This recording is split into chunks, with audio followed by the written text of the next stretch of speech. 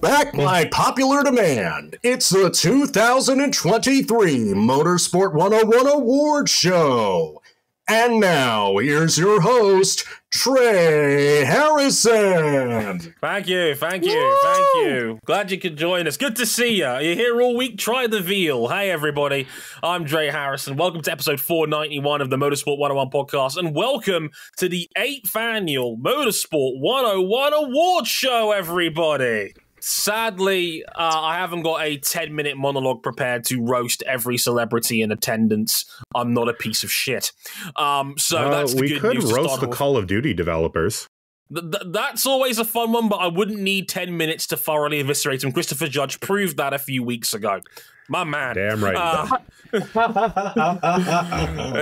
Indeed. But glad you could all join us for this 8th Motorsport 101 Award Show, reviewing the best, the worst, and everything in between in the world of motorsport over the last 12 months. And I'm not just talking about which content creators got shuffled on their jobs all year. But, hey, there's a joke. Is that a fadeaway jump shot for the golden cock at the buzzer? We have plenty of them already. Apparently the Detroit Pistons have been taking lessons.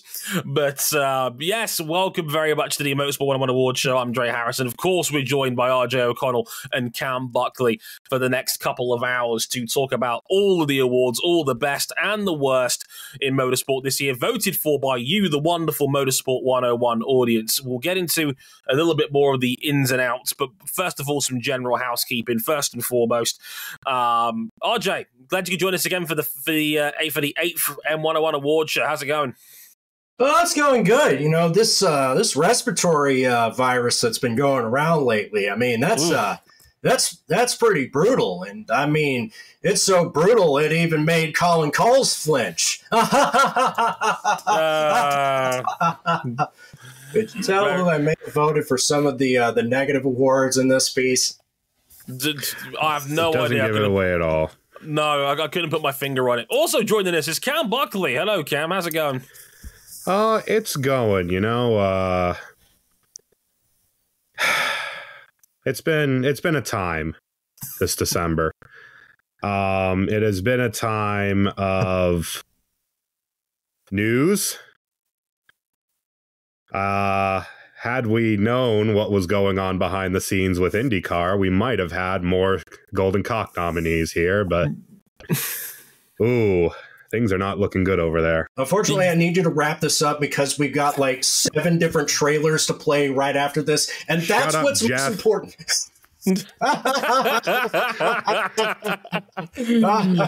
Very, very good, very good. First and foremost as well, Merry Christmas, everybody. It's our first show since the holiday season kicked off, and I just want to say happy holidays. We wish all of you a happy, healthy, wonderful 2024, because this is also our last podcast of 2023. What did you get for Christmas? Please, a healthy and happy 24. I got something French for Christmas. Oh. You can't see it, but I just showed off a giant Lego set of the Peugeot 9X8, which I think is very cool.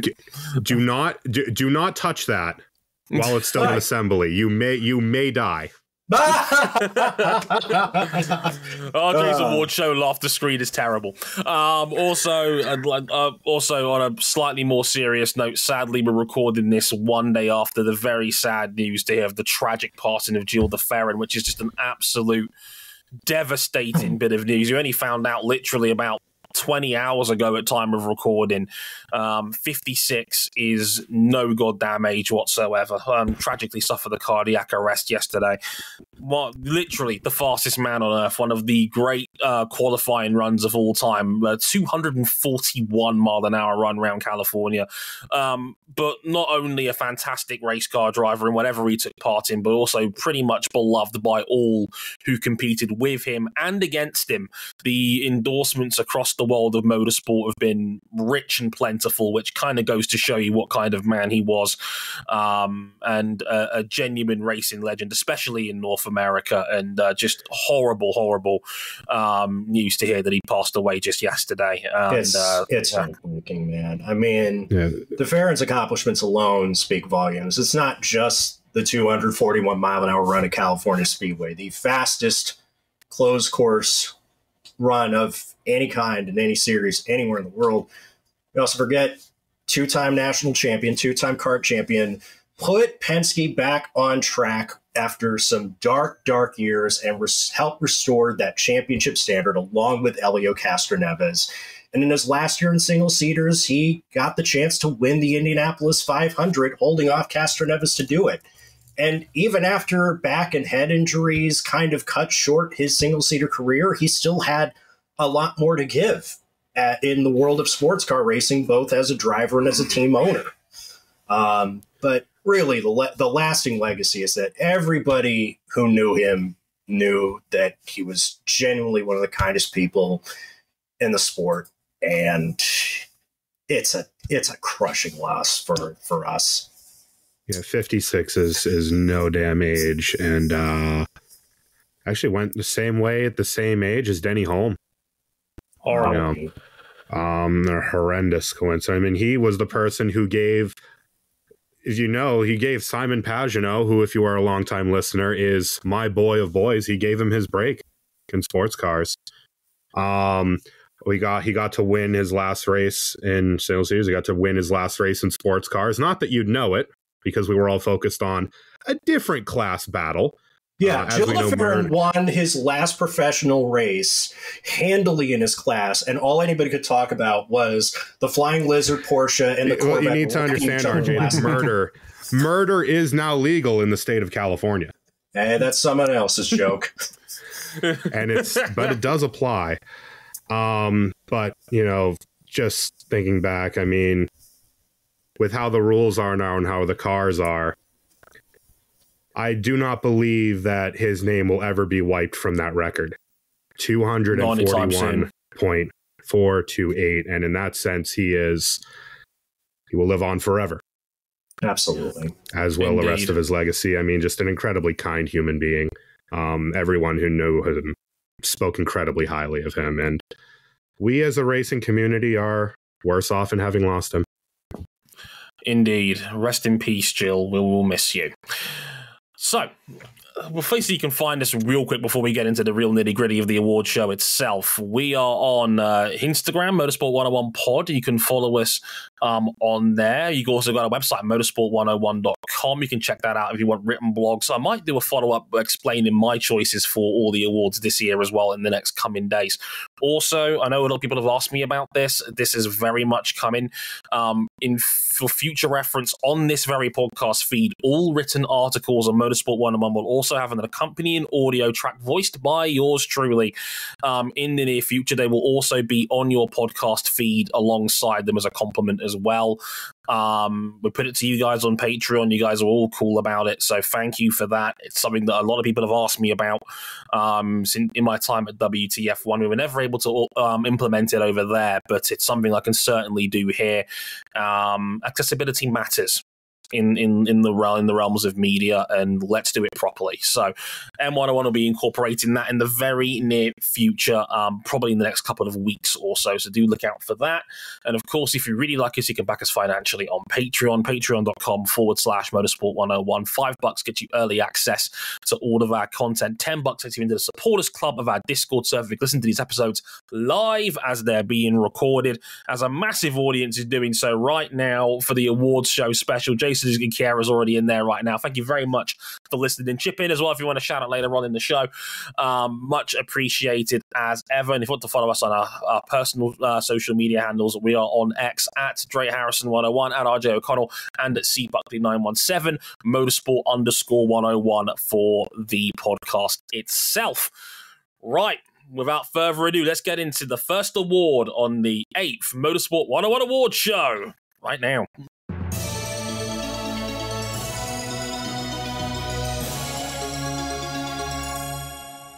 Okay, a quick reminder of how this process works. Back in July, we asked you, the Motorsport 101 community, to vote on your awards. By the end of November, we closed up the ballots, and you sent in your selections for a bunch of awards, including the Race of the Year, the Golden Melon, and the Never Log Off Award. We'll get into all of those over the next couple of hours or so. We will read out the nominations. We, the esteemed panel, the three of us, it's the nearest we're going to get to an esteemed panel, so we'll go with that. And between us, we will pick an overall winner. We do take your fan votes into account, especially in the case of disputes, but for some silly reason, they've given me the casting vote. We will see how well that plays out over the next hour and a half. Oi, King. This wasn't in the contract. The contract got shredded some time ago, Cam. I'm glad you could join us late.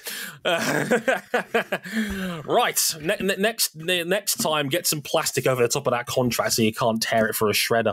Right. What's for like 97% of your salary to be deferred? Yeah. To keep the books. The Bitcoin but I have stuff to buy now. This is to make sure that Motorsport 101 is competitive for the next decade or so. Yeah, it works. It definitely works. Right. Our first award goes to the Race of the Year. Pretty self-explanatory on this one. Your favorite and best race of 2023 across all the series that we cover. The nominees are IndyCar at Texas. A very strong contender, if I do say so myself. MotoGP and the Thailand Grand Prix at Buriram. We also have the 24 Hours of Le Mans, and we have Formula One Singapore Grand Prix. Formula One Singapore was by far among the populace, the most popular suggestion, and you can make the argument that even if Max Verstappen had won this race, this still would have been one of the better races of the Formula One season. A Formula season that was characterized a lot by individual dominance. Very much so. Yeah, it was the fan selection. I can understand why it's an F1 heavy media circus when it comes to Formula One, and it was, for me, the best F1 race we had all year.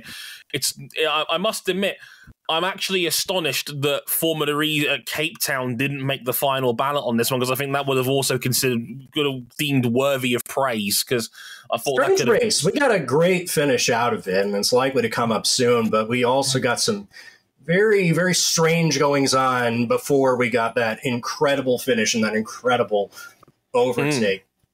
Dre, why not tell us about IndyCar at Texas? Because the last time we talked about this, we almost got in a screaming match together. Yeah, because we talked about everything but how great the race was. It's funny how these things turn out. IndyCar produces a 10 out of 10 classic, and we spent half the time arguing about the state of the series and it came to fan standpoints. But make no mistake, Texas was an incredible race. It was non-stop ridiculous action from start to finish. It was a rare oval race where we had a lot of tactical drama as well, where a lot of cars were fuel saving. We had that late burst from Palou Award, who tried to put a lap on the field and almost succeeded in doing so, in trying to break out from the pack. And of course, we had a classic late caution dash for the cash finish all the way to the end until David Malukas, and who was challenging for a podium finish, tangled with Romain Grosjean and forced a finish under caution with just a lap and change to go, which maybe not proof that we can have a race of the year contender and have it finish under yellow. Hey, Formula One, are you listening? Just throwing that one out. IndyCar, are you listening? Yeah, just a yellow flag finish is okay. No one's going to kill you for it. But yes, Texas, that was my personal pick on my ballot for Race of the Year. That was the only 10 out of 10 I gave out on Motorsport 101 reviews all year. So yeah, it says it all, really. Cam, MotoGP at Buriram was also just a cracking good event. There was not a lot of great MotoGP racing it had, but Buriram was pretty good. Yeah, this was one of the few races where, MotoGP, I think, went back to its previous standard of excellence of, what the hell am I watching? As Pecco Bagnaia, Jorge Martin, and Brad Binder all broke out increasingly large steel chairs in a quest to hit one another over the head with them. I think the final finishing order was muddled a bit by a final lap penalty. But the largest margin between the three at the line was still 0.253. Yeah, an all-time classic. It more or less sat there. It more or less sat there at that gap for the last, half of the race, as those three dueled practically around almost every corner of Bury Ram. Also, Bury Ram is so good. Yeah, it's a good track. It's one of the best MotoGP tracks on the calendar. It produces bangers consistently, and this was no different. Jorge Martin and Brad Binder beat the piss out of each other for the entire Grand Prix. I know we've been very critical of this era of MotoGP racing, but Buriram still produced the best MotoGP race of the year. It was better than Phillip Island, which is already high praise, given how glowingly we talk of Phillip Island all year. This was the best MotoGP race of the year. Races that I would give out on the year. Certainly the only 10 out of 10 that I would give to MotoGP in an otherwise pretty down year. But man, when three of the best in the world go to war for an entire race length, it is fun to watch. I mean, staying with you and RJ, this one as well. The 24 Hours of Le Mans as well. This Le Mans, I know Le Mans is usually a fantastic spectacle, one of the greatest in all of motorsport, but this year felt extra special. This was extra special in a time where endurance racing was in the microscope, because after many, many years of prototype class racing at the highest level, being in a down period after a massive recession, we finally get the confluence of a unified set of technical regulations, Le Mans Hypercar on one side, IMSA LMDH on the other. They finally come together in the biggest possible way at the 24 Hours of Le Mans, and the spotlight could not be any brighter, and this race delivered. 5 different factory manufacturers had a car leading a race at some point. Peugeot, long slagged off, and for good reason, suddenly found their way to the top in this race. Cadillac and Porsche finally broke through in some regard and set themselves on a path to even greater improvements for 2024 and beyond. And then it lays out the great battle between Toyota and Ferrari, where Toyota, bless them, they tried. They tried, and if not for an accident that was not their fault on one of their cars, and hitting a squirrel which screwed up the balance of the car on the other side of the garage, they might very well have won their 6 straight 24 Hours of Le Mans. But it's Ferrari, with the quickest car over a straight line, finally able to unlock long-term pace out of this car. Alessandro Pierguidi, you want to tell the class why they unlock long-term pace out of it? Cam's being that guy. What guy? That guy. That guy times 10. Yeah. Even if there was not this awesome battle in the top class, you also had Garage 56 at NASCAR being by far one of the most incredible and fun things across any discipline of motorsport. An underdog winner in LMP2 and inter Europol competition, and a GTE war of attrition that gave us Corvette Racing's last win as a full-blown factory team in that race. It had everything. It delivered on all fronts. Now, I can exclusively reveal that all three of us did choose different races for our overall nomination. I chose IndyCar at Texas, RJ chose Le Mans, Cam chose MotoGP at Buriram. Now, is there any is anybody prepared to budge on their selection here? Because I'll be real with you, I'm prepared to move on this. And look, I am, and I think I will tell you who to in a minute, but I want to say first and foremost, these are all worthy winners, in my opinion. I think they will. I would not have complained of any of these 3 winning. I think MotoGP at Buriram was an absolute classic in a down year. I think the shapes that Brad Binder was putting on that KTM in that race have to be seen to be believed, quite frankly. I think IndyCar in Texas was an incredible all-round race, and Palou Award and Joseph Newgarden beat the piss out of each other in that final stint. As close to wheel banging as you can get around an oval in IndyCar. As close to wheel banging as I ever want to see in an IndyCar race. Exactly, and for me, the 2 best oval races in the world today, going at 101% of what was possible. But I'm going to change my selection and give the overall win to the Le Mans 24-hour race. Now, I wrote about this earlier this year, and like, I've never quite gotten the bug of endurance racing and sports car racing. I'll be the first person to admit that over my years of Motorsport 101. This Le Mans was special. It was wonderful. Everybody got their moment in the sun. It was an incredible race. The attrition, the drama, the battle between Ferrari and Toyota, the personal battles at stake. Peugeot got their moment in the sun. They deserved to have a little moment. It turns out their car's brilliant in the wet. Who knew? But no, it was just the little stories that came together. Like I said, into Europol in LMP2. Garage 56 is for me everything great about motorsport in one neat little package, and I'm so glad they got to shine as well. Fun fact, one of the most watched shorts I made for WTF1 was describing Garage 56, and I'm glad it resonated with so many people, because it was the revival of T-Rex. If you know, you know. If you know. And it was wonderful to see, and just the overall spectacle. I was like, I got it. I watched about 20 hours out of that Le Mans 24 hours, and it was a wonderful, wonderful race. And it was everything for me great about the spirit of Le Mans. And I got it. I got the bug for the first time ever, and I loved it. And for that emotional tie, the Motorsport 101 Race of the Year goes to the 24 Hours of Le Mans 2023. Cam, you got a sports car dub. You're very welcome. Yes, it was only the most contrived race of the year. Oh, will you stop? This is part of the nature of BOP racing, okay? And I would make an argument. No. Part of the nature of BOP racing is you set your regulations. You don't then burn the regulations down 9 days before the race to say, actually, Toyota, eat shit.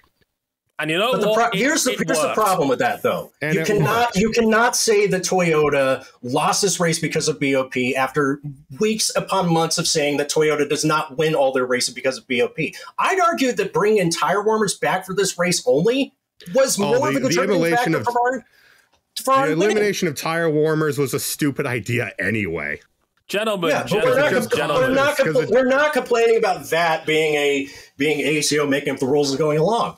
Everybody agreed that was a good idea. Hang on. Gentlemen, I love that the one time we give sports car racing its full endorsement on this show is the one time Cam kicks up a stink. I think that's hilarious that we've come full circle here on this show. I love my job sometimes. It's wonderful. Right. The next award is the Golden Melon for the Best Overtake. The Ross Chastain Memorial Award for the Best Overtake, presented by our friend and yours, Scott McLaughlin, who's too busy now raising a cat. We love to see it. This is formerly the Scotty Award, by the way, but last year, look. Yeah. These things happen. Right, the nominees for the Golden Melon. Antonio Felix da Costa and Nick Cassidy for Formula E at Cape Town, the race win and overtake that got da Costa his last win in Formula E as we know it. Romain Grosjean versus Scott McLaughlin at Barber over in IndyCar lately this year. That was a pass with, shall we say, some extra emotional mustard. If you know, you know. Devlin DiFrancesco or Graham Rahal during the IndyCar Gallagher Grand Prix, the second Indy road course race in IndyCar this year, where Devlin DiFrancesco had his moment in the sun and passed 4 cars en route to turn 1. What a time to be alive. You had to be there, honestly, really. And Fernando Alonso on Lewis Hamilton in Bahrain in Formula 1, the opening round of the year, where Fernando rolled back the years and sent it on Lewis Hamilton in the game of old dirty bastards during the Bahrain Grand Prix. The two men with a combined age of almost 80 going to town on that one. Gentlemen, so some initial thoughts on this one. Yeah, you both went with... I'm amazed. I was the one that did not go with Fernando Alonso. I was the one that did not go with the homer pick this time. What did you go for? Because I don't think yours is on the list, funnily enough. Jeez, I don't even remember. Jason, jog my memory, but there's not really a lot of bad choices on this list. I mean, TK's lawn mowing apparently says that's valid. That's a great pick, to be fair. I'm stunned it didn't make it in. I thought that was I think maybe in a late reminder because it ended up going all over social media in IndyCar's best of season reviews. But I actually forgot at the time that Tony Kanaan went 4 wheels on the grass to pass McLaughlin at the 500, which is batshit insane. Yeah, that's pretty nuts. Look, it happens sometimes. We can't all get our picks. out of the ones that did make the cut of our finalists, Antonio Felix Acosta and Nick Cassidy, Cape Town to win that race. I mean, we were just talking about that screwy sequence of events that led to one of the great overtakes you'll see anywhere in professional motorsport. This is a tough one. I mean, I went Fernando on Hamilton for a couple of reasons. One, the emotional moment of realizing the Aston Martin hype train was real. Like they were the story of preseason testing, and there was that belief of. I remember reading it on the race when I first joined them as an overall entity, and reading their power rankings and going, they had Aston Martin third, I believe, on that list, and I was like, is this real? Is this testing pace real? Very real. The murmurs were always there, but you were always thinking, hang on, this is the artists formerly known as Racing Point. They were 7th overall last year. Surely this can't be true. It was, in the words of Kurt Angle, it was real. It was damn real. And that pass that along, I mean, you don't pass into turn 10. I would argue turn 10 at Bahrain is maybe the toughest single corner on the entire F1 calendar. It's everything. You lock up into turn 10 because you've got the brake bias all wrong going into turn 10 at Bahrain. That's what we all do anyway. You're going uphill, suddenly downhill, the camber, the double apex. Most of the time you have a wheel off the ground. Yeah, you have your inner front wheel off the ground. It is, degree of difficulty. You just don't see passes into that corner at any real era in F1. I mean, thinking back to the first time we came here, I can't think of a pass that wasn't basically like front runner versus minnow lapping them going into that corner. No, and you probably get yelled at over the radio for doing that. Yeah. And yet Fernando just knuckled down and sent it. And it was emblematic of everything right with Aston Martin. Not that they would maintain it across the year, and everything wrong with Mercedes. The hype was real. That's when I think people realized, nope, this is real. Aston Martin have arrived. And while that maybe didn't quite hold up for the whole season, it was certainly a moment where you go, holy shit, it's real, baby. I have a feeling that if King were with us right now, that he would not want Devlin DeFrancesco winning this award. If you know his history with Devlin and sim racing, you know, but Devlin DeFrancesco has had a completely forgettable IndyCar career to this point. If this is the end of the road, and it likely is, he'll always have that turn 1 bonsai pass at the summer race at Indianapolis. We don't talk about how it ended. We just think, wow, how'd he make it up this far? Speaking of talking about how it ended, let's not talk about how it ended until later for Romain Grosjean. Instead, let's talk about how it started, because he really started this year with all of the swagger, all of the speed. Hotter than fish grease, as you would say. Hotter than fish grease. And then Scott McLaughlin desperation breaks and just murders the man opening round of the year. St. Pete happens, but we get the rematch at Barber. And Romain Grosjean, he put a little extra. He put a little sauce on this pass. He shoved this dude. He gave this man the get out of the way or we're having an accident. Yeah, went all the way around the outside of him, down the corkscrew, and stuck it on the inside afterwards. It was a wonderful, but also powerful, emotional, sort of symbolic move of just how far we thought Grosjean had come along as an IndyCar driver. And I said after Barber, he was the best driver in the series to that point that year. He was excelling on every discipline, and we thought, hang on, this is the Grosjean we were all hoping he was going to be in IndyCar. And again, sadly, while it didn't turn out to be the case, he certainly made a very compelling argument, at least until the Indy 500 came around. That's for damn sure. And remember, Barber Motorsports Park is notoriously perceived as a track where it is damn tough to overtake. Not easy. You got maybe one overtaking spot the whole track, and if you don't get it down towards the spider's web, you're probably not getting it at all. And I'm telling you, was that not the race that also? I mean, he got hosed on it with his push to pass failing. Correct. Yeah, he had 100 seconds in it, and it suddenly went, and it made him a sitting duck. That was Grosjean's race to lose. He probably wins it if it wasn't for the fact that his push to pass packed in. It made him a sitting duck, and then McLaughlin could just pick his spot and took revenge that way. But that should have been the pass. The first win. to cement him in IndyCar and give him the first pass, secure that contract with Andretti. And instead, well, we'll talk about it later. And I feel like DaCosta deserves an honourable mention as well. I don't think he's going to win it, but that wasn't a wonderful race winning overtake at Cape Town. First time around at that track, and DaCosta just had an extra level of confidence that nobody else had down the back end of that track. He'd already done that move once before earlier on in the race. I want to say it was on Dan Ticktum, but on the final lap of the race to beat Cassidy, to go the long way around that back corner complex and win the race was an incredible, ballsy over. It's everything we love and associate about Antonio Felix da Costa. It was inch perfect. It had to be inch perfect, and it wasn't. If it wasn't, it would have been an enormous accident. Indeed. 4 very worthy selections. Now, me and Cam both went for Fernando Alonso and Lewis Hamilton in Bahrain. I'm prepared to stay with that selection. Are you, Cam? I'm staying as well. You know I just for degree of difficulty, for the symbolism of what it meant, and just because it was 2 old dirty bastards being dirty, going into a corner, I gotta give it to that. Anyone who knows me, Melon, was it go on? Anyone who knows me knows that Fernando Alonso has been my guy for the better part of over 20 years. You know what? Let's make it unanimous. There were no bad candidates on this one, but Fernando Alonso and Lewis Hamilton, because let's face it, when is Formula One ever going to get a consideration for a Golden Melon Award? Never.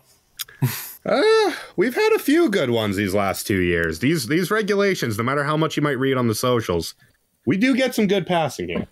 Yeah, it is what it is. But a unanimous winner, Fernando Alonso or Lewis Hamilton in Bahrain, the Golden Melon winner for 2023. Now, this is the next award that I think is going to be very interesting. The Most Improved Athlete Award for the biggest step forward between seasons. And I think this is genuinely a very tough category this time around. So, the nominees are, representing Pramac Racing in MotoGP, Jorge Martin, the MotoGP 2023 Championship runner-up. The McLaren Formula One team, one of the most insane mid-season turnarounds you'll likely ever see on that one. Representing VR46, Marco Bezzecchi, for turning himself into a genuine title contender in MotoGP in 2023. And Yuki Tsunoda, the AlphaTauri Formula One driver, who genuinely seemed to take multiple steps forward this season. Gentlemen, where do we start on this one? Because I think this is a loaded category. I think we can start right from the top with Jorge Martin. Jorge Martin he would tell you himself, he had a pretty poor 2022. On the full 2022 Ducati, that was just, well, a bit of an axe murderer. And up until the death this year, up until the final couple of races, he was a new man. He could take the speed that we all knew he had, some of the highest raw speed in all of MotoGP, all of motorcycle racing, and actually turned it into results for damn once. In fact, he turned it into results a few times. The king of the sprint this year, multiple race wins, one of the few people to defeat Pecco Bagnaia in single combat. Yeah, it was good. Big steps forward. Maybe not the ultimate ending that we would have wanted, but on any level, an incredible year of improvement. And I want to follow up on that one, Marco Bezzecchi. A reminder for those who missed out last year, Marco Bezzecchi was 14th in the MotoGP Championship in 2022. He was mid. Why not Bez? Why not Bez? Broken collarbone. Yeah, why exactly? But I mean, even so, he was Rookie of the Year last year, but it wasn't a stacked rookie group by any stretch of the imagination. And I don't think there was any real indication that Bez could have been what he was this year, where he had multiple pole positions, a sprint win, 3 Grand Prix wins on the year, and was pretty much locked into third in the championship battle throughout pretty much most of 2023. This is a guy that I don't think any of us would have ever predicted would have been a title contender this year throughout most of the year. And when he won well. All three of those wins he had at Le Mans, in India, and in the rain in Argentina, he dominated. They were convincing beatings. His Indy win was the biggest winning margin of any rider in 2023. Over 8 seconds that day over Jorge Martin and Fabio Quartararo. In a race that we weren't even thinking that, like, this race is even going to happen. He goes out and smokes the field. And some other factors, Bezzecchi, if you look throughout his MotoGP career, up in the intermediate and lightweight categories, a nearly man champion. He's always been a nearly man. This year, I think he took a major step forward into looking like somebody who can put in a serious title challenge. He did very well to go in as long as he did. With, let's not forget, there are still the bones of what was the worst team in MotoGP for many, many years, resting deep within the Moty VR46 garage. Indeed. Still, it's administration, and yes, it is the best bike in MotoGP, but he performed very, very admirably. It was last year's bike, though. Let's not forget, it was last year's championship winning Ducati, not this year's. Somehow in MotoGP, having last year's Ducati seems to be not too much of a handicap. Not really. Certainly not like the days of the satellite. Let us set the stage here. The Papaya Boys. They came into preseason testing looking like the biggest bag of dicks ever piled.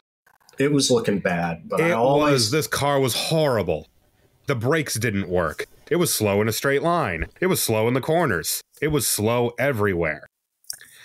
And if you look at the Wikipedia article for the MCL 60 and you go down to results, if you know Wikipedia and racing results, there's a lot of blue, some green. And then Austria came around. I think a lot of us were skeptical to think that turn. We thought it was an aberration at first, and then it kept going, and it kept going, and it kept going. And then I always felt when they were struggling, right, you're McLaren, you've got X amount of races left to figure this out because your reputation rests on it. The reputation of your drivers rests on it. And my God, they did. Yes, they had to throw away the entire concept of the car and start over again. They had to burn down their entire technical department. James Key had to make his own way home from Saudi Arabia.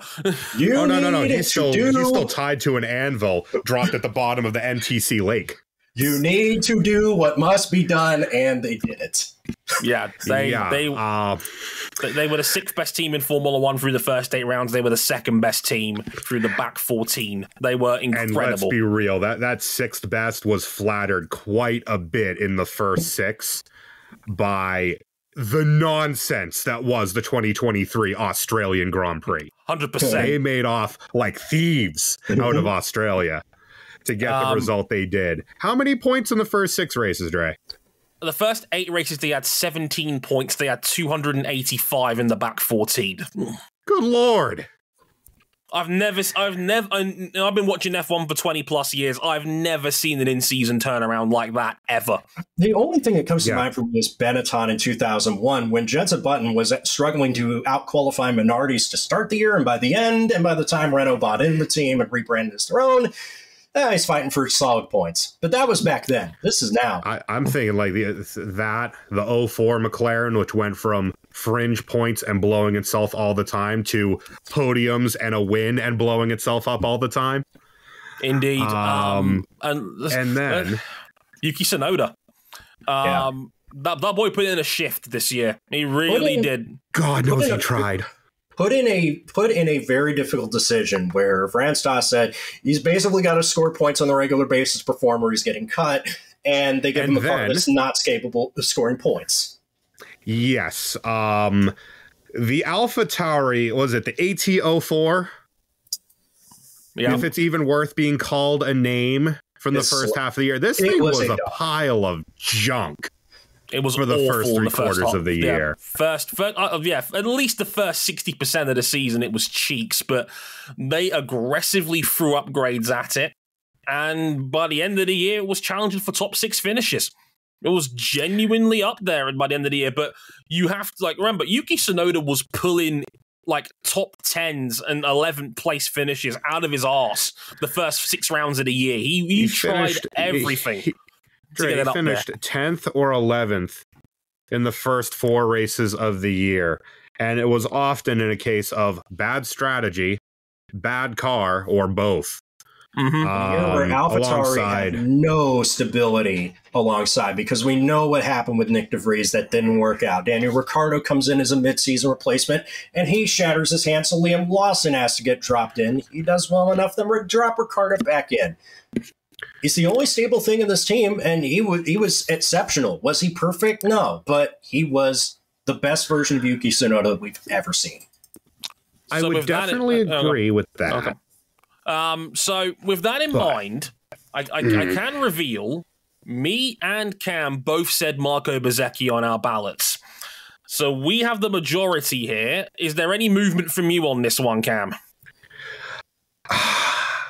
I'm really, really, really tempted to go with McLaren.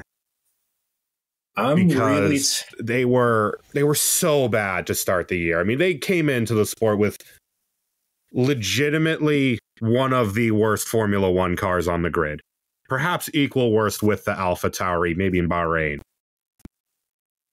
And in the second half, they were the only team capable of giving Red Bull a bloody nose. Arguably quicker in terms of raw pace, if not able to match the RB19's imperious tire wear.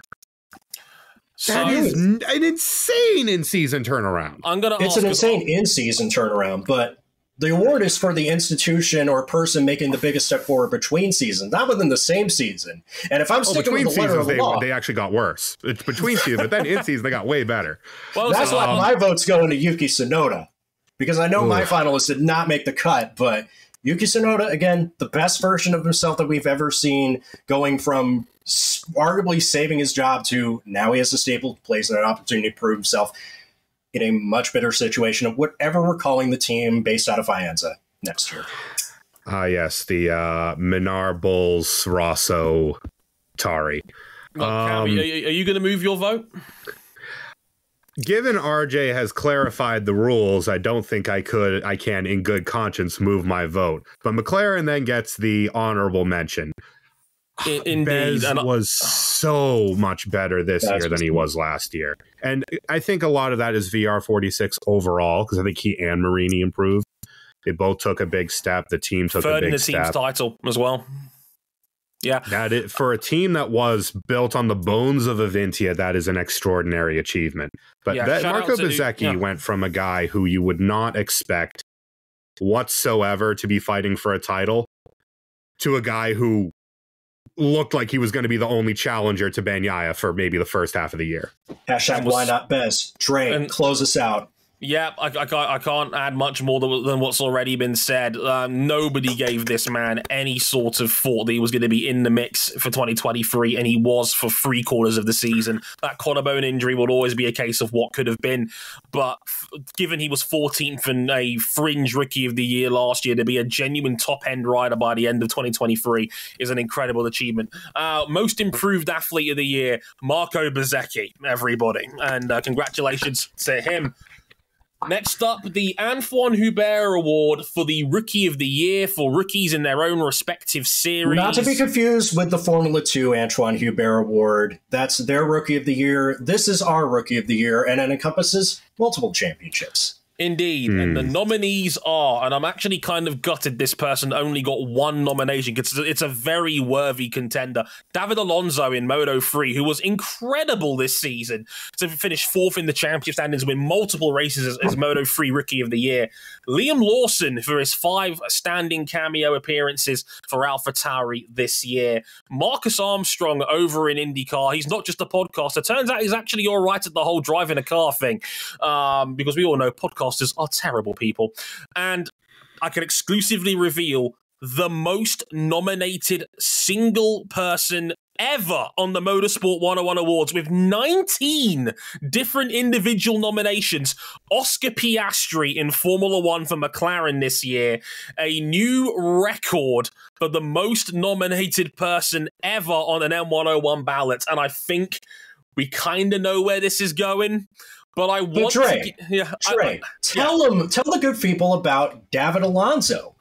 David Alonso became Colombia's first ever Grand Prix winner in MotoGP. We'll ignore the fact he was born in Spain, but he represents Colombia. We'll go with that. But he was a rookie He was a rookie for Gas this year, and he ever made 2 wildcard appearances beforehand before coming into play as a full-time rider for Gas this year, and he won 4 Grand Prix. He won 4 Grand Prix. He was second in 4 others this year. He was a fringe title contender pretty much all the way through the back half of 2023. He shot into play out of nowhere and finished up just 29 points off eventual champion Jaume Masia. And look, Jaume Masia and Ayumu Sasaki, who are great riders in their own right, are experienced veterans of Moto3 at this point. David Alonso was a rookie, and pretty much a pure rookie by Moto3 standards. For him to be as good as he was all year, no one in a month of Sundays knew how good David Alonso was going to be. Incredible rookie season from the man, and deserves more credit, in my opinion, for being as good as he was this year. Incredible season. I got a feeling he's not going to win this, but he deserves a lot of praise for doing so. Sensational rookie season from David Alonso. If he ups the floor, God help us all. He's a talent. Yeah. It's worth pointing out as well, David Alonso is still only 17 years of age. He's got time. He is a talent. Look out for him as Moto3 title favorite in 2024, almost certainly.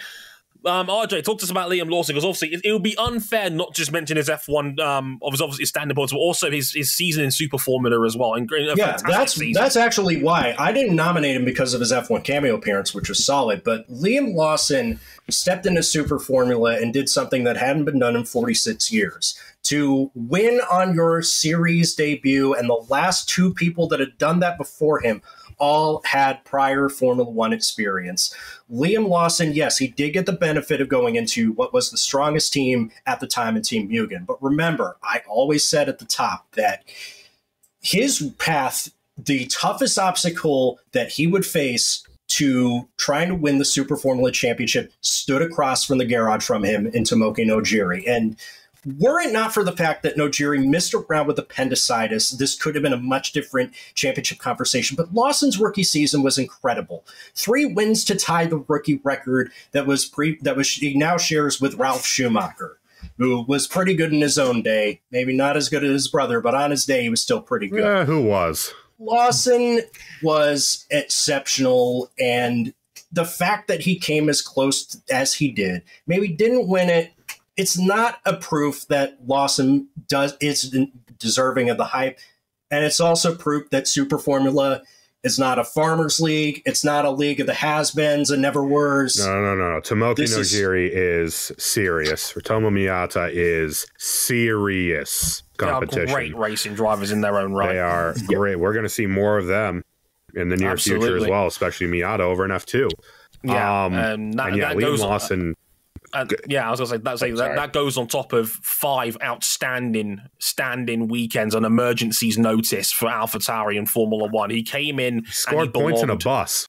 Yeah, he came in and scored points and was competitive immediately. That is about as impressive as you could have possibly asked for from Liam Lawson in a no hope scenario. Unfortunately for Nick de Vries, now departed from Formula One, now installed into Toyota Hypercar. The justification to drop him was pretty much immediately ratified by Liam Lawson in his first race in the car. Yeah, Liam Lawson is a serious racing driver. Yeah, they should have promoted. They promoted the wrong. They never needed to look for Colton Herta. They never needed to promote Nick de Vries. The guy was there all along, and he was ready to go. And it sucks that he's got to wait another year. Yeah, they're now in a dilemma where they've got maybe 4 drivers into one seat in one team and 2 drivers into one in another. Let's talk a little bit about Marcus Armstrong, who came over with Chip Ganassi Racing this year in IndyCar. He's worth a mention.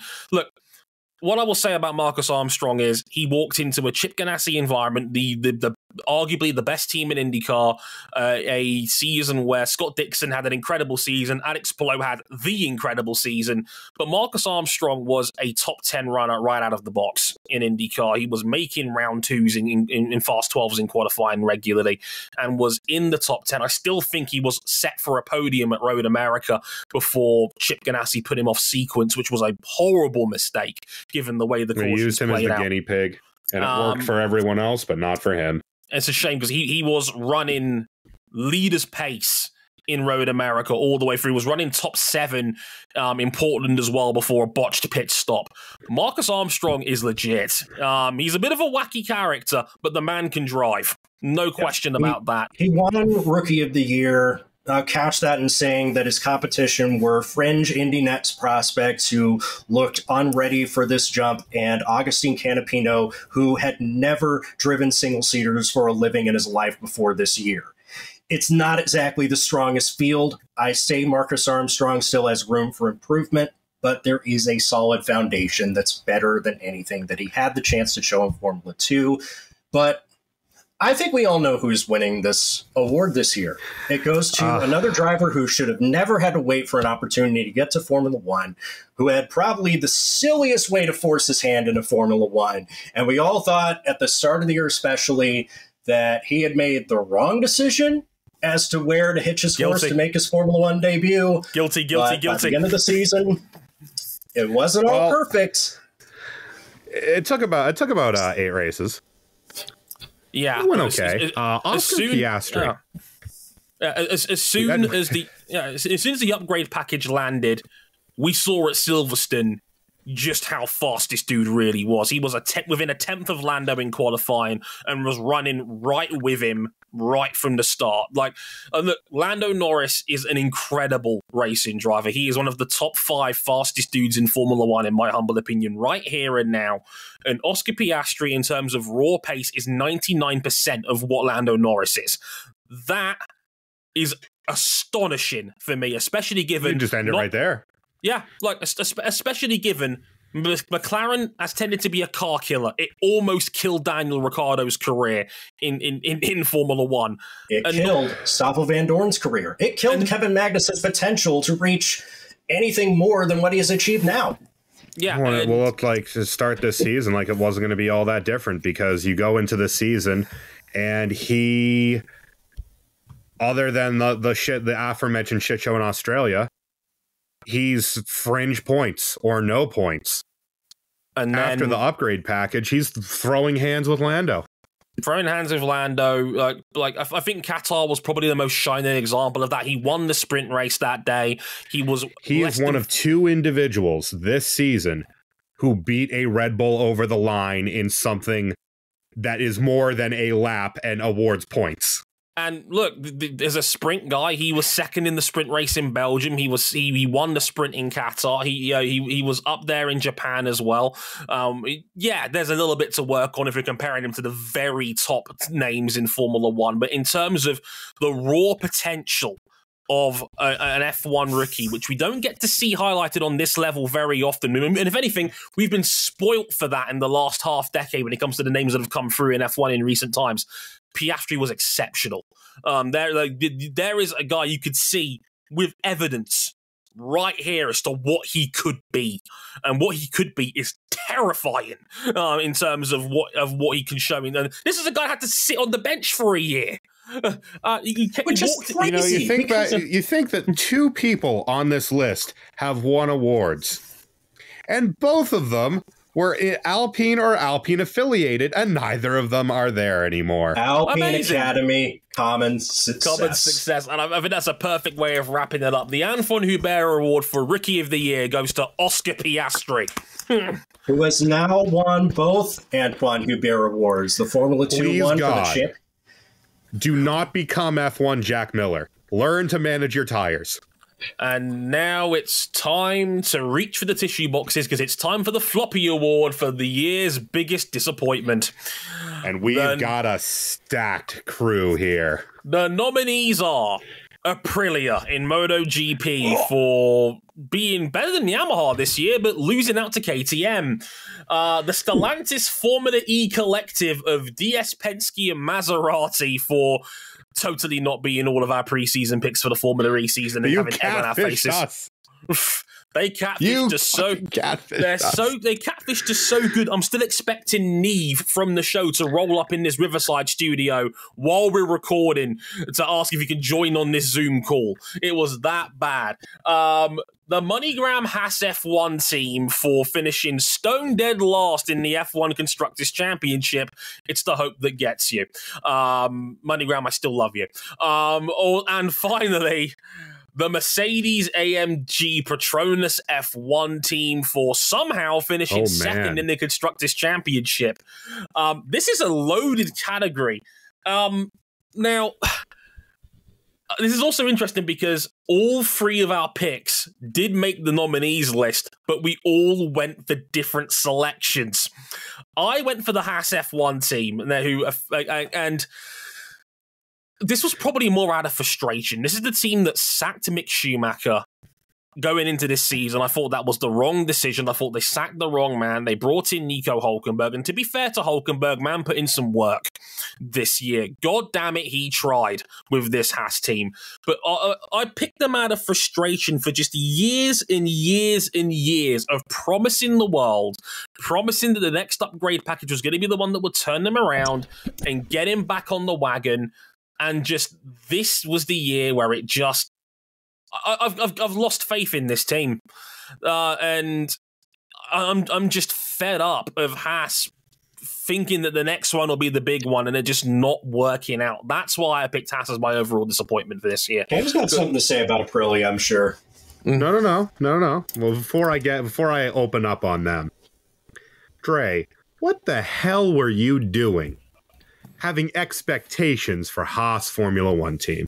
I like Haas. I like Gunther Steiner. Liking them does not justify this decision. I root for them. I want them to do well. If Haas is Get good, off it's the good. Corporate payroll. I'm not on it anymore, and I'm still making this point. You were when the nominations went in. Disqualified. Isn't that not the point, though? Cam, isn't that not the point, though? I put them on the nominees list despite the fact I was still being paid by WTF1 and MoneyGram as big sponsors. What does that tell you? It tells you that this team is bad. They've been bad every year of their existence, bar their first one, which was good for a debut, and 2018, where they were really good, but you could argue it could have been better when they were getting disqualified from races for having an illegal floor. Yeah, they're not as bad as they were in 2021, but they have can't be. Yeah, it's not possible to be worse than they were in 21. They've stabilized to where they usually are, and this year was not good enough to be off the bottom of the board. But at least there was the expectations were tempered. Not so with DS Penske. The Haas Formula One team has never seen a set of Pirelli tires that they haven't wanted to melt. You're right. RJ, tell us about Stellantis. Because DS Penske and Maserati had killer driver lineups. They had preseason testing pace for days. People that are more in tune with the sport of Formula E than we are most of the time were telling us they were trying to sell us a false bill of goods out of just bad faith. They genuinely had. We all believe that this was going to be the package that it delivers. And what did it give us? They delivered. They delivered. I mean, 2 wins. A lot of teams would take 2 wins on the season, but not when you're being hyped up for championship glory. And by the way, I think weren't both of those wins Jean-Eric Vergne? No, Maxi Gunther got one in Jakarta as well. Oh, yeah, that's right. 3 wins, I want to say. I think I sold them 1 short. Who opened the season with 6 straight non-scoring finishes. This is tough. Didn't I pick him for the title? 5th and 6th in the standings. And Edo Mortara was dreadful this year. Edo Mortara was one of the worst drivers in the sport for most of the year. Edo Mortara being a title contender multiple years. When you wear the black and gold of DS, even if you're putting it on Jay Penske's team, there is an expectation that you are here not only to fight for wins, you are here to fight for championships. They were curb stomped. And let's not forget as well, it's worth pointing out as well, they cheated. They were good. Yeah, they got cheated. Remember, they also brought in Stoffel Van Dorn. The reigning champion. And he was mid this year. There was all this promise. They were so quick in preseason. Everyone, the insiders, the people on the outside all saying, if you have this powertrain, you are guaranteed common success. The success was not common. It was quite rare. The success was hearing insert cash or select payment type coming out of the scanner at the end of pit lane at one time. Cam, talk to me about your pick, Aprilia. Well, copy and paste our entire section on them from our MotoGP season review here. Maybe cut it by like a minute or two and you basically have it. This was the year where they made a radical change to the bike, attempting to fight for Ducati supremacy, and that supremacy never came. They were mid for most of the year. When they were fast, they were great. They won a couple of races. Maverick Vinales, for once, did not have a mental breakdown and actually looked like the promising, incredibly talented rider that we saw in the days when he was on Suzuki. And yes, they beat the Japanese bikes over the line, something they couldn't say about Yamaha last year, but when Yamaha and Honda are both in crisis, that's not saying much when they were then handily beaten over the line by KTM in the point standings. They just stayed still or lost out compared to last year, when this was supposed to be them stepping into the league with the big boys. Can we give a floppy award to a team that finished second in the World Constructors Championship? Well, when the expectation is championships, then we should give that. We should consider Ferrari for that as well, because their expectations. Oh, we should. Championship. We should, but they were not nominated here. Somehow, Mercedes finished second in the constructors, and you would never know it watching individual races this year because they had the second best car maybe 3 or 4 times. They were handily outperformed by 1 or 2 of their constructor customers at multiple points this year. They had some intra-team fighting. George Russell was scrappy. And 0 side pods has to be one of the worst innovations I've ever seen in my time watching Formula One. The losses will be huge. Don't need a wind tunnel to see that. With the engines frozen, the advantage, or rather the disadvantage, may be locked in for years. This is a tough call. This is a stacked award, man. This is a tough call. Now, again, full disclosure. I picked Haas. RJ picked Stellantis. Cam picked Aprilia. Is there any movement here? Ooh. The people chose I feel Mercedes. Confident in my picks. I feel confident in my picks versus, like, the people are choosing Mercedes. I feel confident at Stellantis based on expectations. You know, I may have to move my pick. You might. I think I may have to side. I think I may have to side with the people. You know, 2022 was supposed to be the 0 side pod blip in the reign of terror that Mercedes had brought upon the world in the last 9 years. And instead, they were actually worse by most metrics. Lewis Hamilton had another winless season. Mercedes as a whole had a winless season. That hasn't happened since 2011. And not once did they look like legitimately challenging for a victory, other than that one time where their car was illegal in USA. I can't believe. You know what? This is a freeway tie. We've not budged. And generally speaking, I get cast in vote. I'm going to go with the people. I'm going to give it to the Mercedes-AMG Petronas Formula One team Because, and honestly, I was very tempted to say Stellantis. I was this close to changing my pick because it would have been funny on this show given how badly wrong we all were about them. The Mercedes fan in our community has put in a chat, Mercedes has fucking won something. I don't think you want this. It's the first thing they've won all year, and it's actually the second year in a row they've won the Floppy Award. Would you believe it? Well, you know, they're keeping some kind of championship streak going. Yeah, I will say shout out to Hazel, to Connor, and to Galarian Mike for the 3 people who nominated them that put them above it, because the people won on this occasion and they deserve a shout out. So well done, them. Power to the people. Babe, we got a Mercedes 1-2. Yay! Woo! Oh my The next Lord. award is the Participation Cup. It's exactly what it says on the tin. It's the driver, rider, or team who was just there in 2023. The nominees are representing Haas F1 team, Kevin Magnussen, everybody.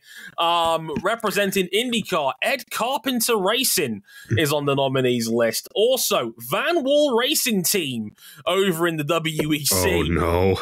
And I got a bad feeling they're going to win this award because the overwhelming favourite with 14 people's nominations, the Alfa Romeo F1 Team Stake, whatever the fuck we're going to call this team in 2024. Alfa Romeo. Halber? Kickber? What? I don't know. BMW, Sauber, Ferrari, Audi. That's BMW, right. Sauber, Audi. There it is. People. I mean, Sasha has now bombed my house. This is going to be a quick one because I feel like there's not an awful lot to really say here because it's so blatantly Alfa Romeo, it's not even funny on this one. I'm not going to say Kevin Magnussen because Kevin Magnussen wasn't just there, he was just bad this year. Yeah. And I'd say that you missed the point of this award, folks. The point of this award is that not that someone is bad, because if we were going to give bad, let me tell you, Van Wall, unanimous across the world. But saving my vote, saving my thoughts. I was going to say, got thoughts too. I was like, let's get the big 4 out of the way. So let's go, RJ. Let's talk to me about Van Wall. Because I got things to say. Well, I do see them later on this list, so I'm going to save it. But in terms of just like, if I'm just going off performance, they are just there to make up the numbers. And while I appreciate a good privateer effort, it's time to move on. This ain't a good privateer effort. We can do better. This ain't a good privateer effort. This is one of those privateer efforts that makes you go, who let you in? Well, I was going to say, like, the real definition of this award would be Ed Carpenter Racing, who were just there for most of the season. Rena's VK has not kicked on as well as we thought we'd be. I don't think it's entirely on him. He did do one notable thing this year. He fucked me on my Indy 500 pick. You're still mad about this, like nearly 7 months later. I will never log off on this. More on that later. Other than spearing Alex Palou. Yeah, I mean, even the normal... the fortress for this team that is the Indy 500. They were better than they were for most of the year, but they still weren't great. Otherwise they were down fighting with the Foyts, and there's just not a I look at this team and I am uninspired. Yeah, Connor Daly lost what would have been a lifetime gig, not because of performance, but because of petulance. They bring Ryan Hunter-Reay back, and he's a good veteran presence, a good locker room guy, but the results aren't there anymore. Ed Carpenter has no longer been the oval master of this championship for over half a decade. This is not the team that Joseph Newgarden was dragging into championship contention like 6 or 7 years ago. It's just not. They're just kind of there, but that feels very far removed from this modern era. Alfa Romeo, Sauber, Kick, Stake, BMW, whatever you want to call it. Just there. They weren't even particularly terrible. No, they weren't. They were just always like in the middle of the non-point scoring positions. Both drivers averaged a 14th on the year. There were oftentimes they were better than Haas or AlphaTauri or even McLaren to start the year.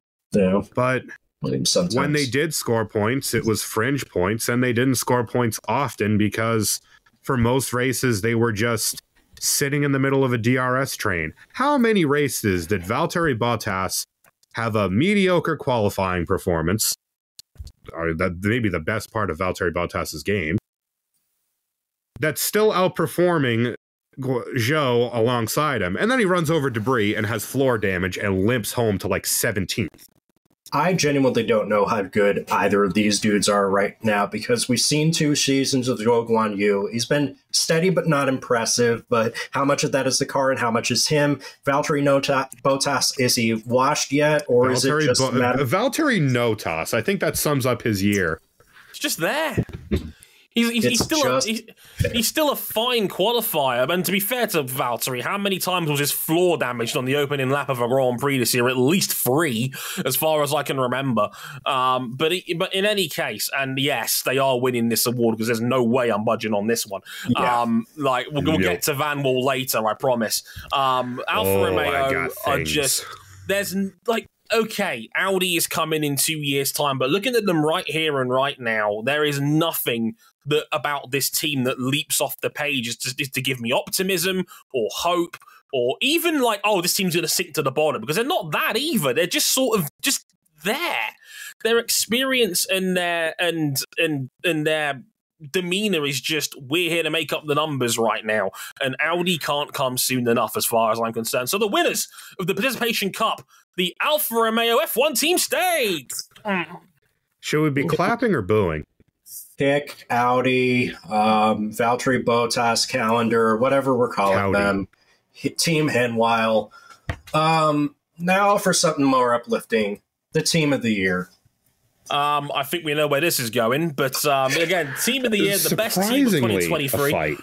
There is a little bit of a fight, and we'll get into the nominees. The nominees are Toyota Gazoo Racing for winning every WEC race that mattered this year except for the big one.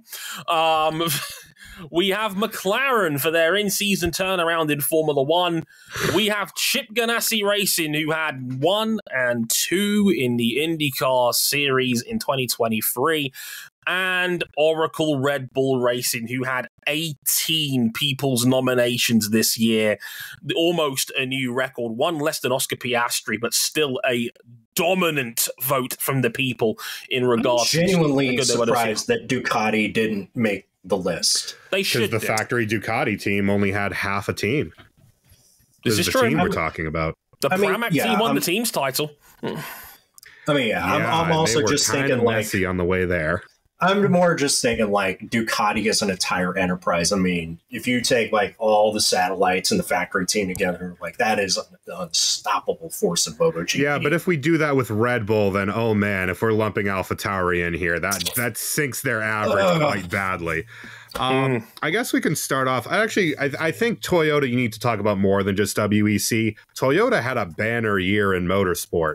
They, other than Le Mans, with aforementioned BOP change 9 days before the race, they utterly destroyed the WEC. They utterly destroyed the WRC.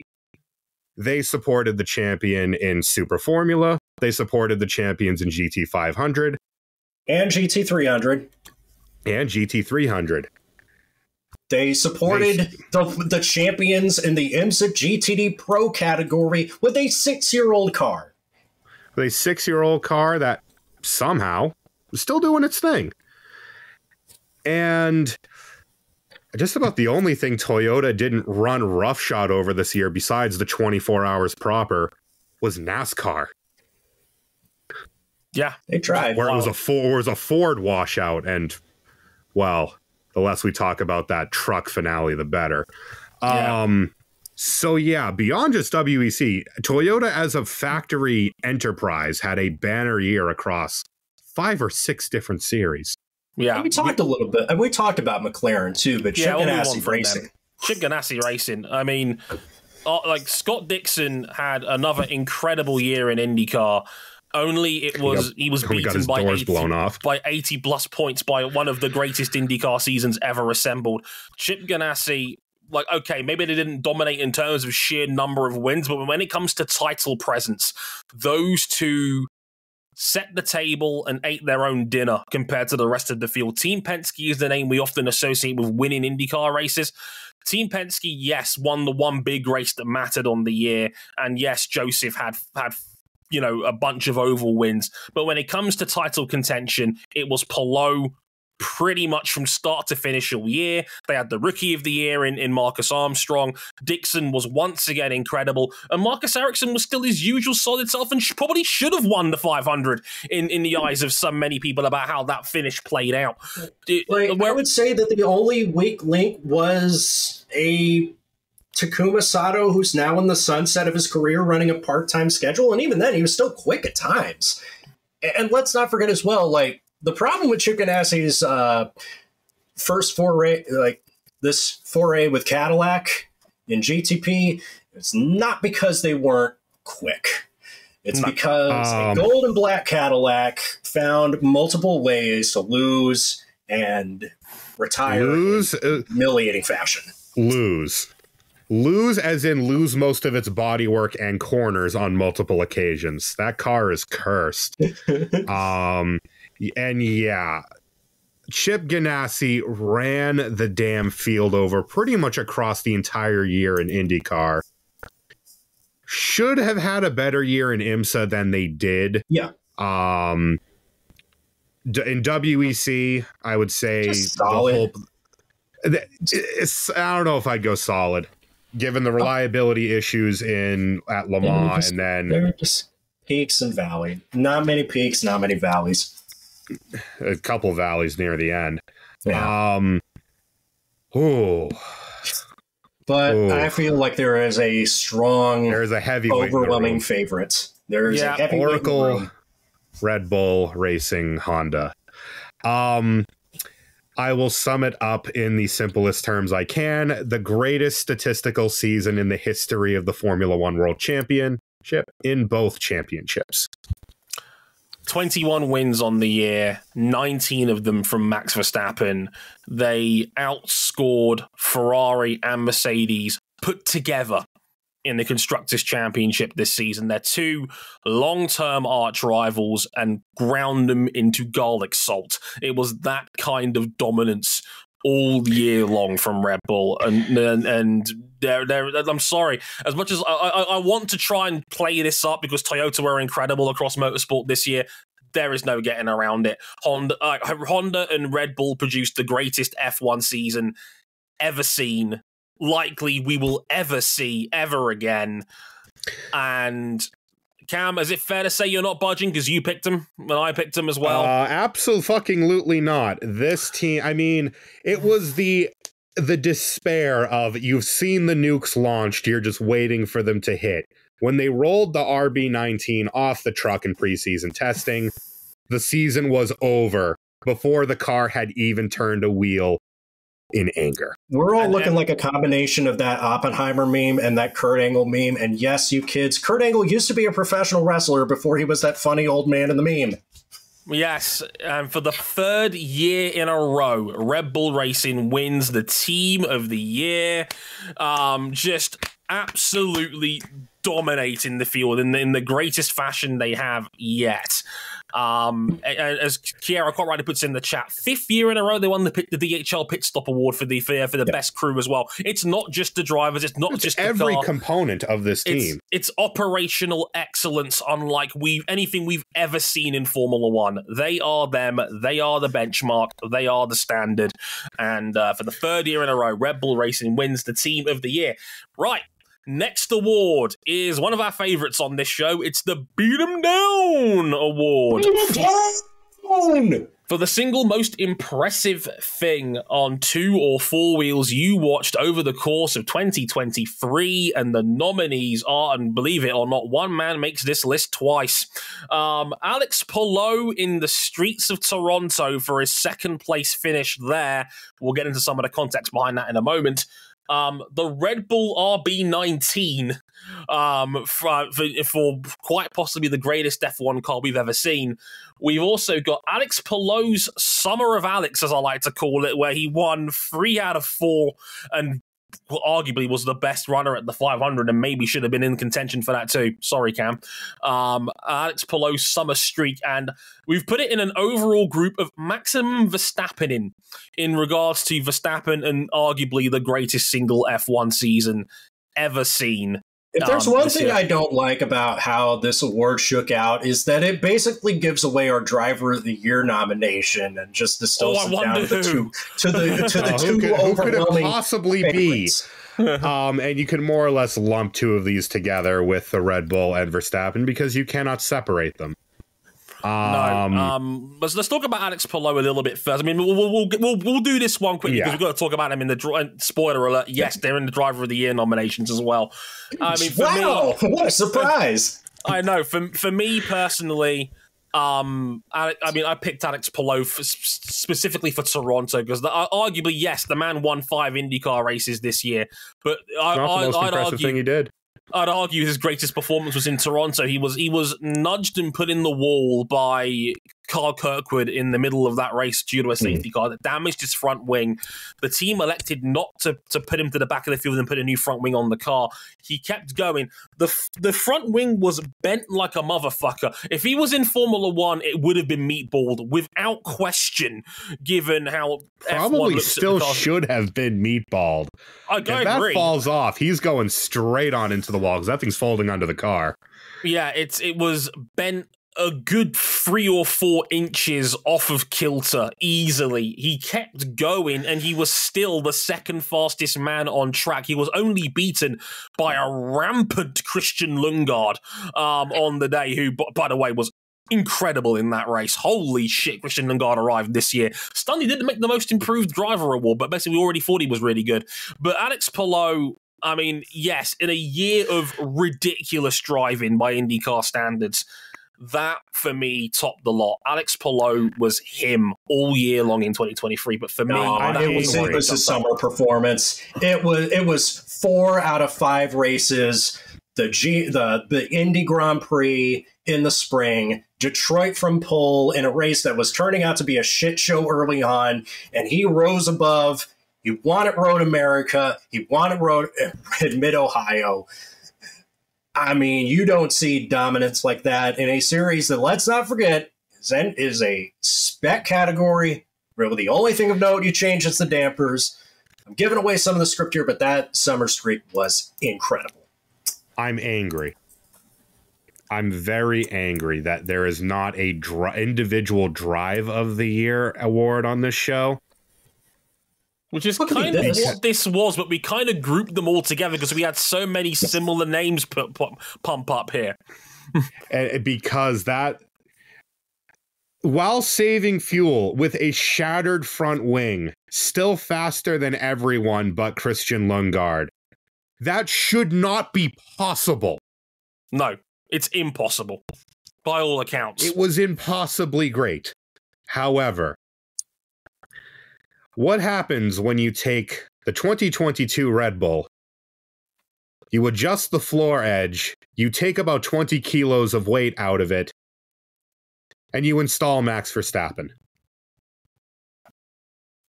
Quite the end of all things. Yeah, quite possibly the greatest F1 car we've ever seen.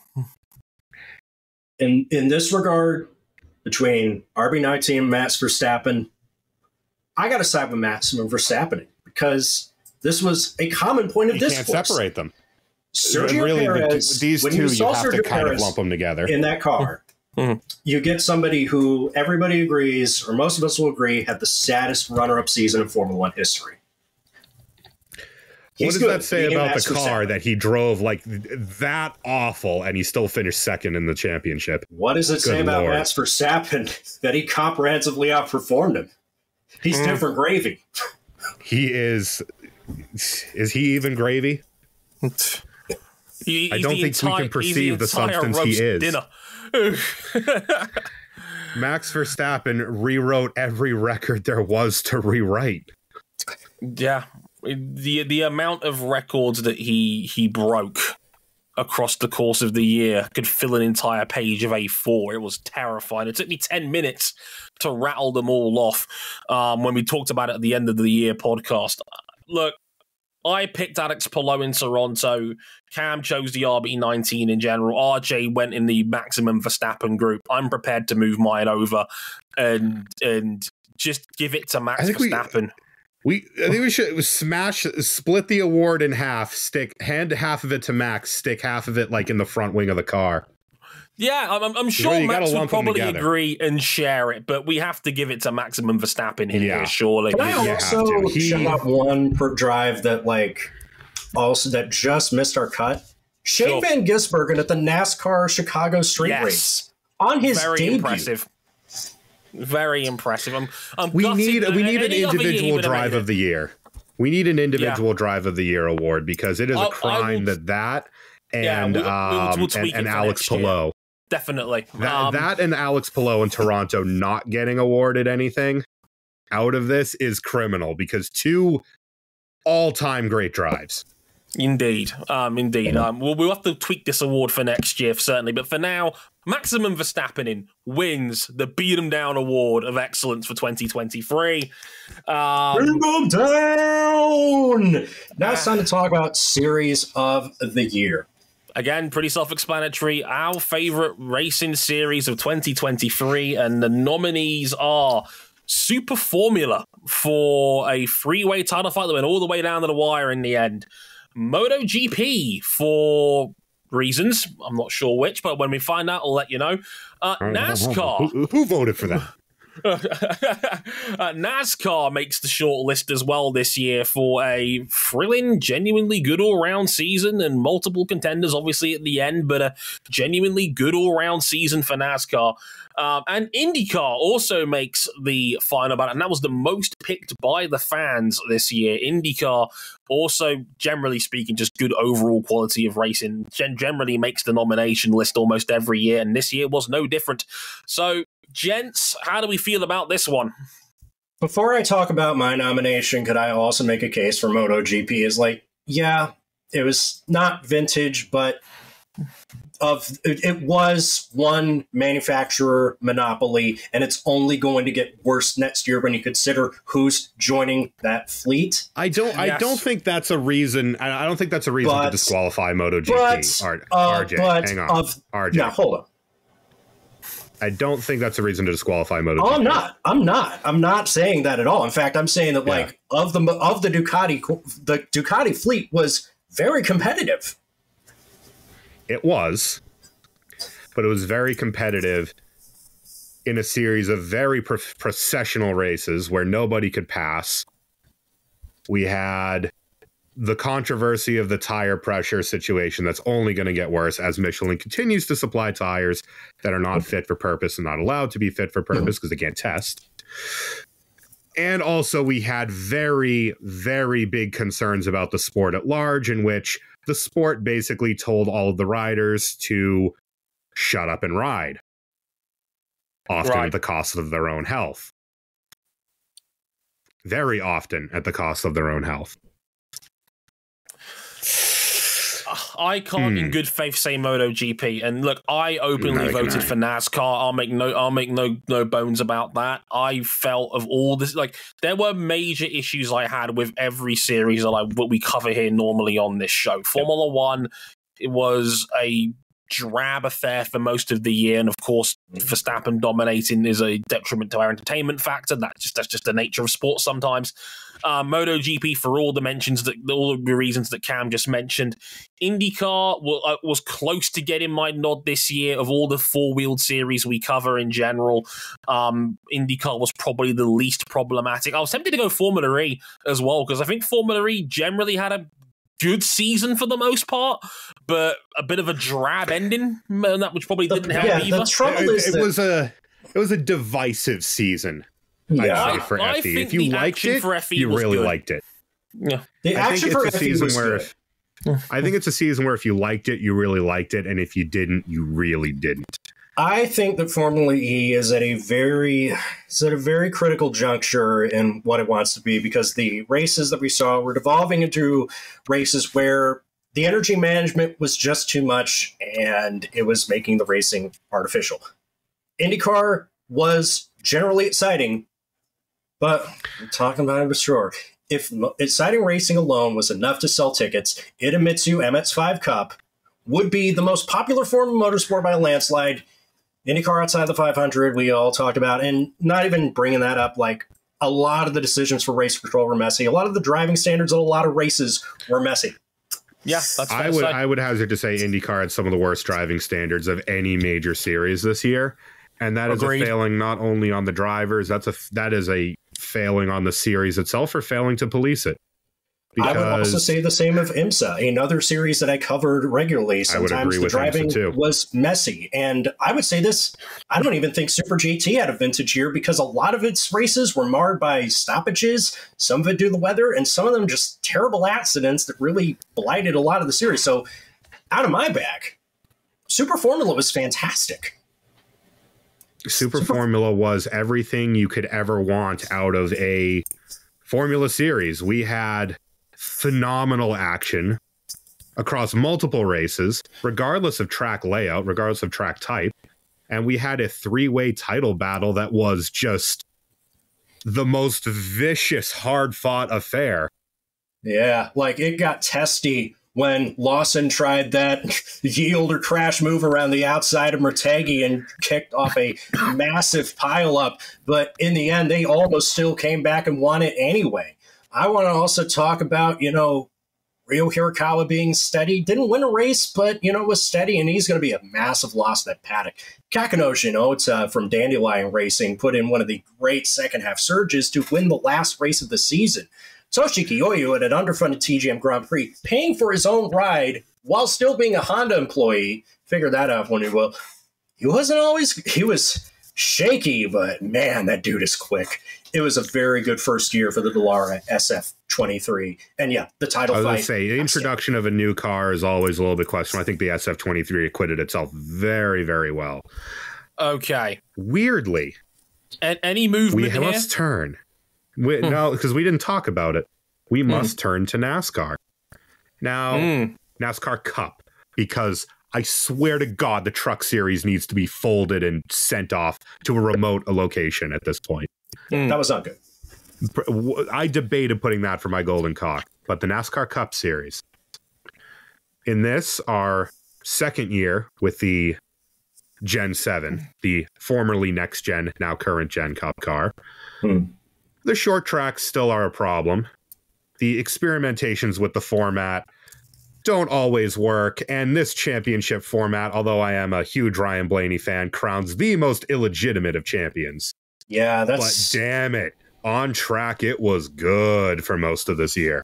The on-track action was good. It's just what stopped me from nominating it. It was just the fact that, yeah, the playoff system is contrived. We talked about it many times. You don't need us to explain it because other people more in tune have said this is creating Game 7 moments every time, which means you have no Game 7 moments.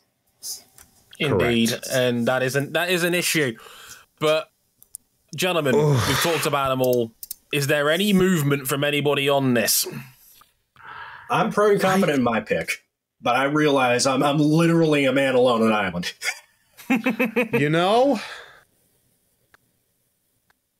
Are we picking the best of a bad bunch here between all the problems? Besides Super Formula, which is a small but absolute good. Your choice, Cam. Oh, I might have to. I'm gonna have to cross the aisle. I'm gonna have to say Super Formula for that title fight. Wow. Which means, because 2 out of the 3 of us picked it, your series of the year goes to Super Formula, everybody. That is a big W for, we talked about it.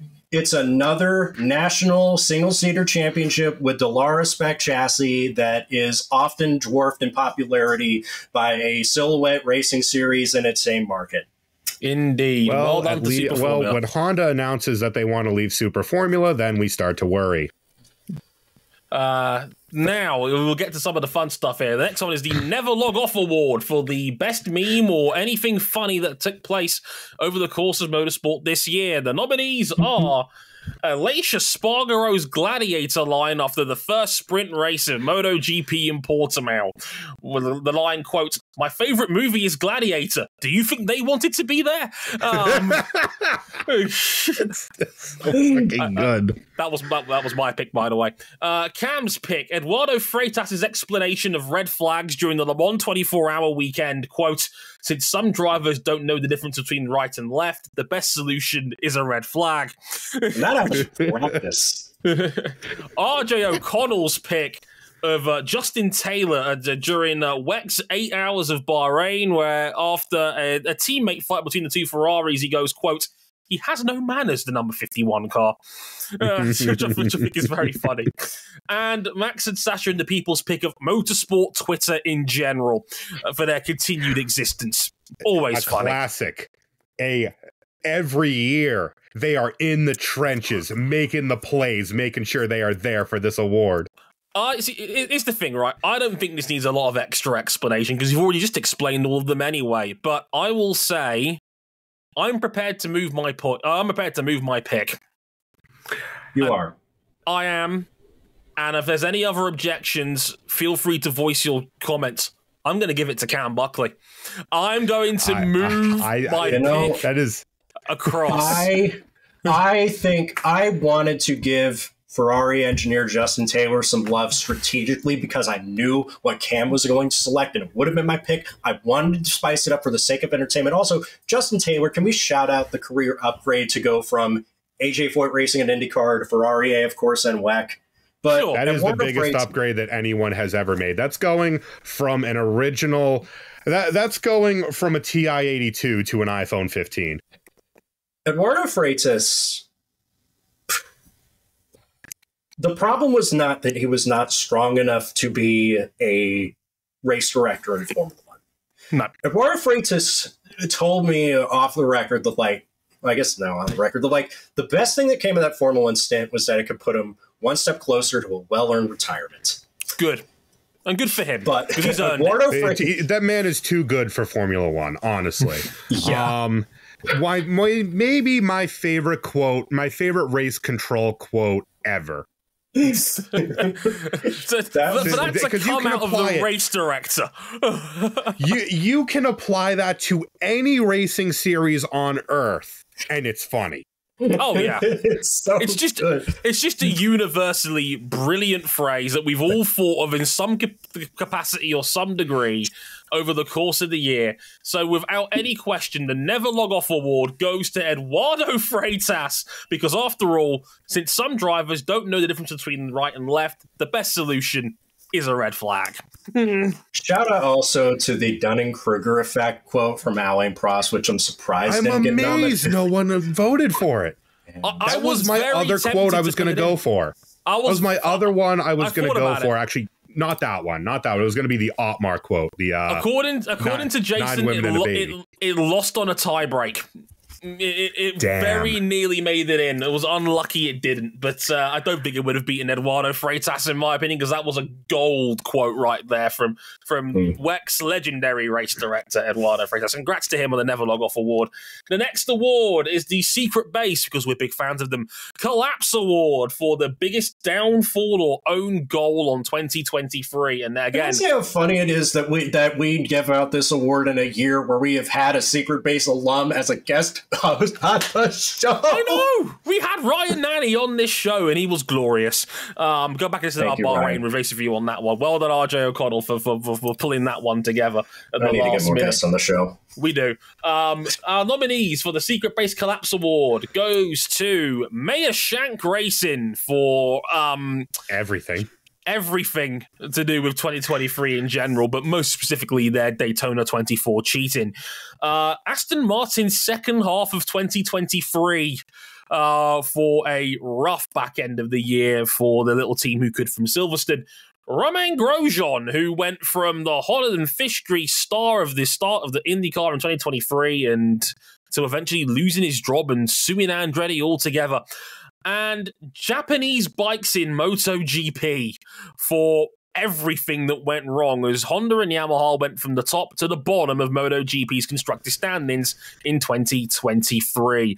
Yeah. Tough crowd, this one, boys. Meyer Shank Racing, just on the IndyCar side, Oh, they went God. from the team that had the killer lineup for the Indianapolis 500 to, okay, Helio Castroneves, we know we were not expecting him to come back full-time and compete for that missing championship. That's a given. But it was still sad to see him peter out. Simon Pagenaud's disappointing 2023 was already getting off, and then it ended through no fault of his own, and we sure hope he can get back in the cockpit. You plug in guys like Tom Blomqvist, Linus Lundqvist, Connor Daly, and Lundqvist. Linus Lundqvist is so good that he gets a gas ride. But there's flashes, but like it doesn't inspire a lot of hope. They are no, rough. And then you get to, you know, they came off a championship year in IMSA in 2022. Ending the DPI era, going into the GTP era, and we'll speak more on it. But the year ended with their car being loaded after Petit Le Mans straight into WRTR Andretti's hauler. Yes, because Honda burned that bridge to the ground as a result of aforementioned cheating. Took their support, and now they have no presence in sports cars. They have effectively been locked out of IMSA as a result. I hope it was worth it. Indeed. Oh, and by the way, it's not that they got caught. It's that Honda told IMSA that they were cheating. Yeah, they got ratted out by their own supplier. Honda came clean, exactly. We'll talk a little about Aston Martin's back half of the year. I mean, Aston Martin started the season brilliantly. Fernando Alonso was almost a lock for best driver of the year that wasn't Max Verstappen. But then Aston Martin just seemingly lost and didn't know how to make their fast car any quicker. The field caught up, and they went from potentially fighting for second to ended up finishing fifth. Now, don't get me wrong, this is still a very, very good year for Aston Martin and still a massive improvement on where they were at the start of the year. But there'll always be an element of what could have been with this team if they'd have known what they were up against and how their car ultimately underperformed. I think they could have had so much more in what ended up being a good season, but probably ultimately not a great one. An enormous case of what could have been. And the other aspect to that, Dre, is that they probably could have still nipped McLaren in the World Constructors were it for the fact that they had one driver for most of the season. Because Lance Stroll went from the questionable guy who's still probably good enough to be here to the guy where you ask, well, how long is your dad going to keep supporting your dream if you perform like this? How long are you invested in this? And it's crazy because like it was questioned out of pocket a number of times. Like we don't he deserves to be criticized, but we don't know how to do it. Well, and I wouldn't question his commitment given he drove with broken wrists to start the year and put in one of his best performances with broken wrists. But in year way too damn many of Lance Stroll. 7. It's year 7. It's year way too damn many of Lance. Year 7 of the 5-year plan for Lance Stroll. There's just nothing here that tells me that you are going to be any better than what you are now. And that is now a significant weight on Aston's championship aspirations when they also announced they're going to be Honda's factory partner for the 26 engine regs. And to that end, we talk about drivers who they just are what they are at this point. Romain Grosjean, the problem is that he has never been slow. No, never. He's always Speed been was never the issue. The issue sometimes is that he tames it. The problem with Romain Grosjean is that it's not that he doesn't care about his line of work. You know, he's set for life, but he loves racing. He goes racing because he loves it. Sometimes that passion is too much. And sometimes he took it out on the wrong people at Andretti Autosport. And that's the reason why Romain Grosjean, despite being not the worst driver at Andretti Autosport by a lot of means, you could make an argument that you could keep him even with his rough second half of the season. It's other factors that are the reason why he's no longer at Andretti Autosport. He lost his head.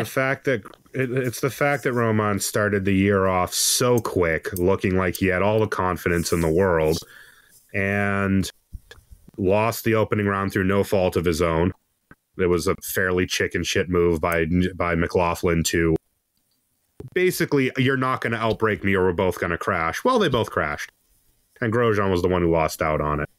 But a little adversity and a little adversity piled up to be a disastrous, I'd say, final 3 quarters. For the first quarter of the season, he was as good as anybody in IndyCar. Everything from the month of May forward was a disaster, and it cost him his spot in the sport. He only just got a ride. He only just got another ride basically at the end of the year with no one else to step into that seat.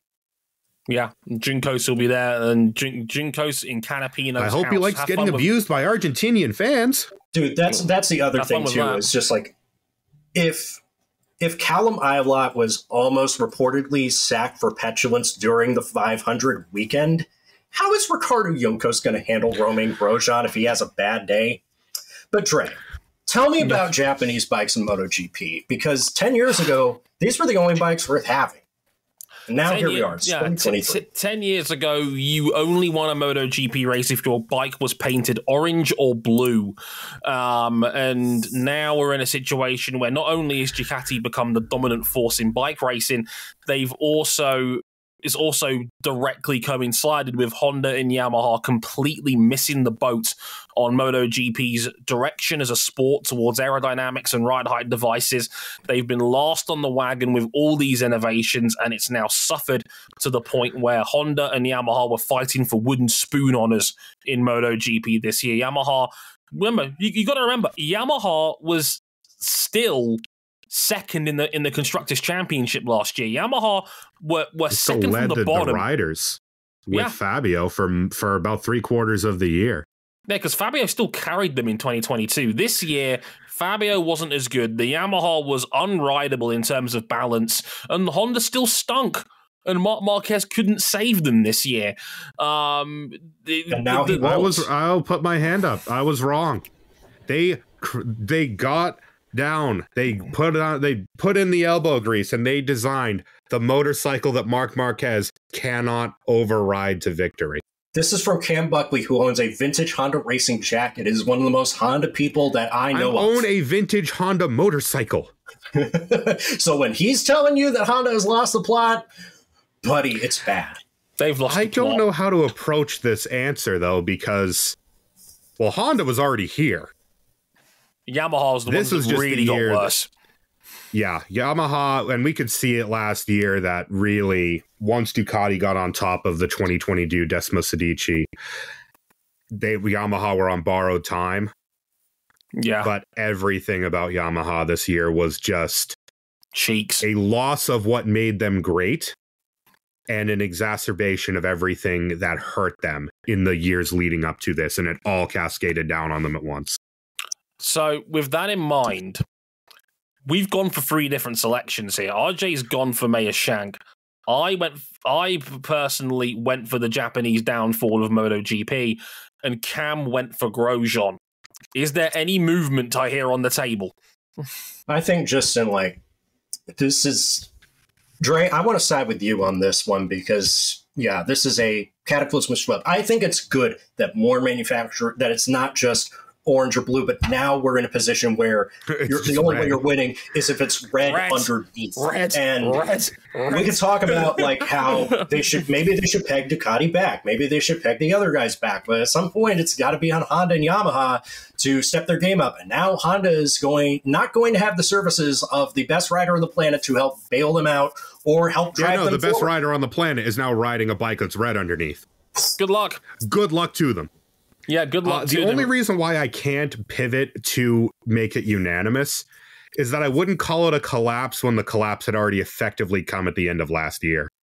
Which is why we went with Japan as a whole. And understandable reasons, but with a 2-1 swing and the people's vote, because they got more nominees than anybody else did, Japan in MotoGP wins the Secret Base Collapse Award for an almighty horrible Annus Horribilis in 2023. Do better, Japan. Do better. Next on the board is the OSW Championship Award for the best fight of the year, be it on or off the track. The nominees are Racing versus Stewarding, nominated by yours truly. On that one, generally speaking, the battle against decent race officiating. We have Alex Palou versus Zach Brown on the nomination pile. More on that later, I suspect. Nick Sanchez versus Matt Crafton in the NASCAR Truck Series. The fall race at Talladega. This was not the fight that I thought was going to make the list out of NASCAR. Indeed. And Andretti versus FOM and all current F1 teams, which was the people's pick as well on this one. So I thought the fight making it out of NASCAR was going to be Ross Chastain versus Noah Gragson in Cup to start off the season. I would have considered that, but Chastain swings like a bitch, so I decided not to nominate him for that reason. Because if we're going to say swinging like a bitch, Matt Crafton sucker punched this dude in the back of the head. Matt Crafton is the definition of a bitch. Win a real ring and go the fuck home. Right. The problem is he did win a real ring by the parameters that the NASCAR Truck Series laid out. It's not a real ring. It's not a real ring. What do you call this year's? What do you call this year's championship? Cubic zirconia. I think that's more of a problem the Truck Series than any one necessary driver. Yeah. This was the series that once did the caution clock. Enough about Matt Crafton. He's not worth our time. Let's go. Dre, let's go with your pick. Let's speak of it. How many times did I say across 2023 that I say I wished that Niels Wittich, Freddie Spencer, and Carl Novak be locked into a room with a beehive and only one man would be allowed to leave because of how badly they have botched race officiating throughout 2023. And the rise of the phrase "knock wappy," as no one knows what a penalty is anymore, because that was how I felt about most of 2023's racing and how badly it was handled by a lot of parties involved, because Freddie Spencer was getting death threats at the start of 2023. And don't get me wrong, I do not justify that in any way, shape, or form, but he was causing journos and media entities to pull out their hair at how inconsistent he was at officiating MotoGP this year. Formula One generally wasn't as bad as I thought it could have been this year. I think generally they weren't as bad as they have been in years past. Yeah, but it's Formula One. Every borderline decision is amplified by the social media space that we inhabit. Of course. Never helps. There was also the small matter of the 2023 Australian Grand Prix. For two parts. One, let's keep restarting this race and let's see if Max Verstappen actually loses near the end. And two, the Alpines. Because if it was any other Alpine hitting another Alpine, and hitting any other car, Pierre Gasly was all in the gym at 3 a.m. trying to get himself banned.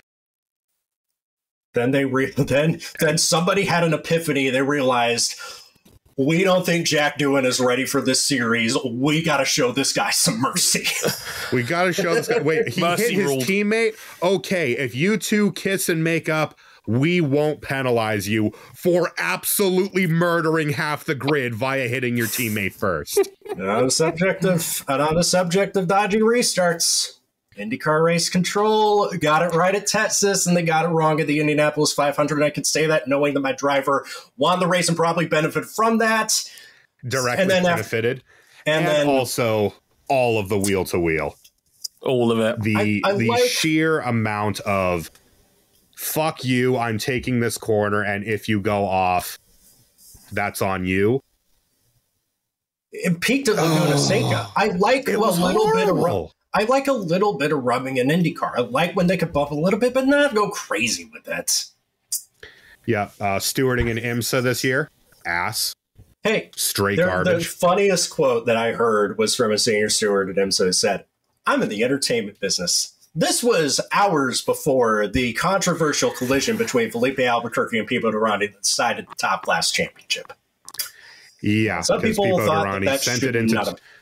Yeah, Pipo Derani. Felipe Albuquerque sends it around the outside. Pipo Derani decides, going places like that wall over there. boff. So yeah, God, that's my overall look at the racing versus stewarding pick. I'm not going to talk about Alex Palou versus Zach Brown for reasons as it's been nominated elsewhere in a more prolific award we'll get to shortly. But Andretti versus FOM is another one that's been kind of the story of 2023 for F1. I'm surprised this one didn't make the Golden Cock list, because I understand that, Formula One teams are entitled to protect their slice of the pie, but I have always been of the opinion that Formula One can make the pie bigger. They can order an extra large instead of having everybody split smaller slices of a large pizza. They're never been more profitable than they've been before. They can afford to have space for an 11th team, and everybody gets an equal share of the money. What are you scared of? Andretti Autosport was terrible in IndyCar. You think you're going to steal your money? all parties on this are on this are hilarious. Richard, you have FOM. Kyle, and Adam.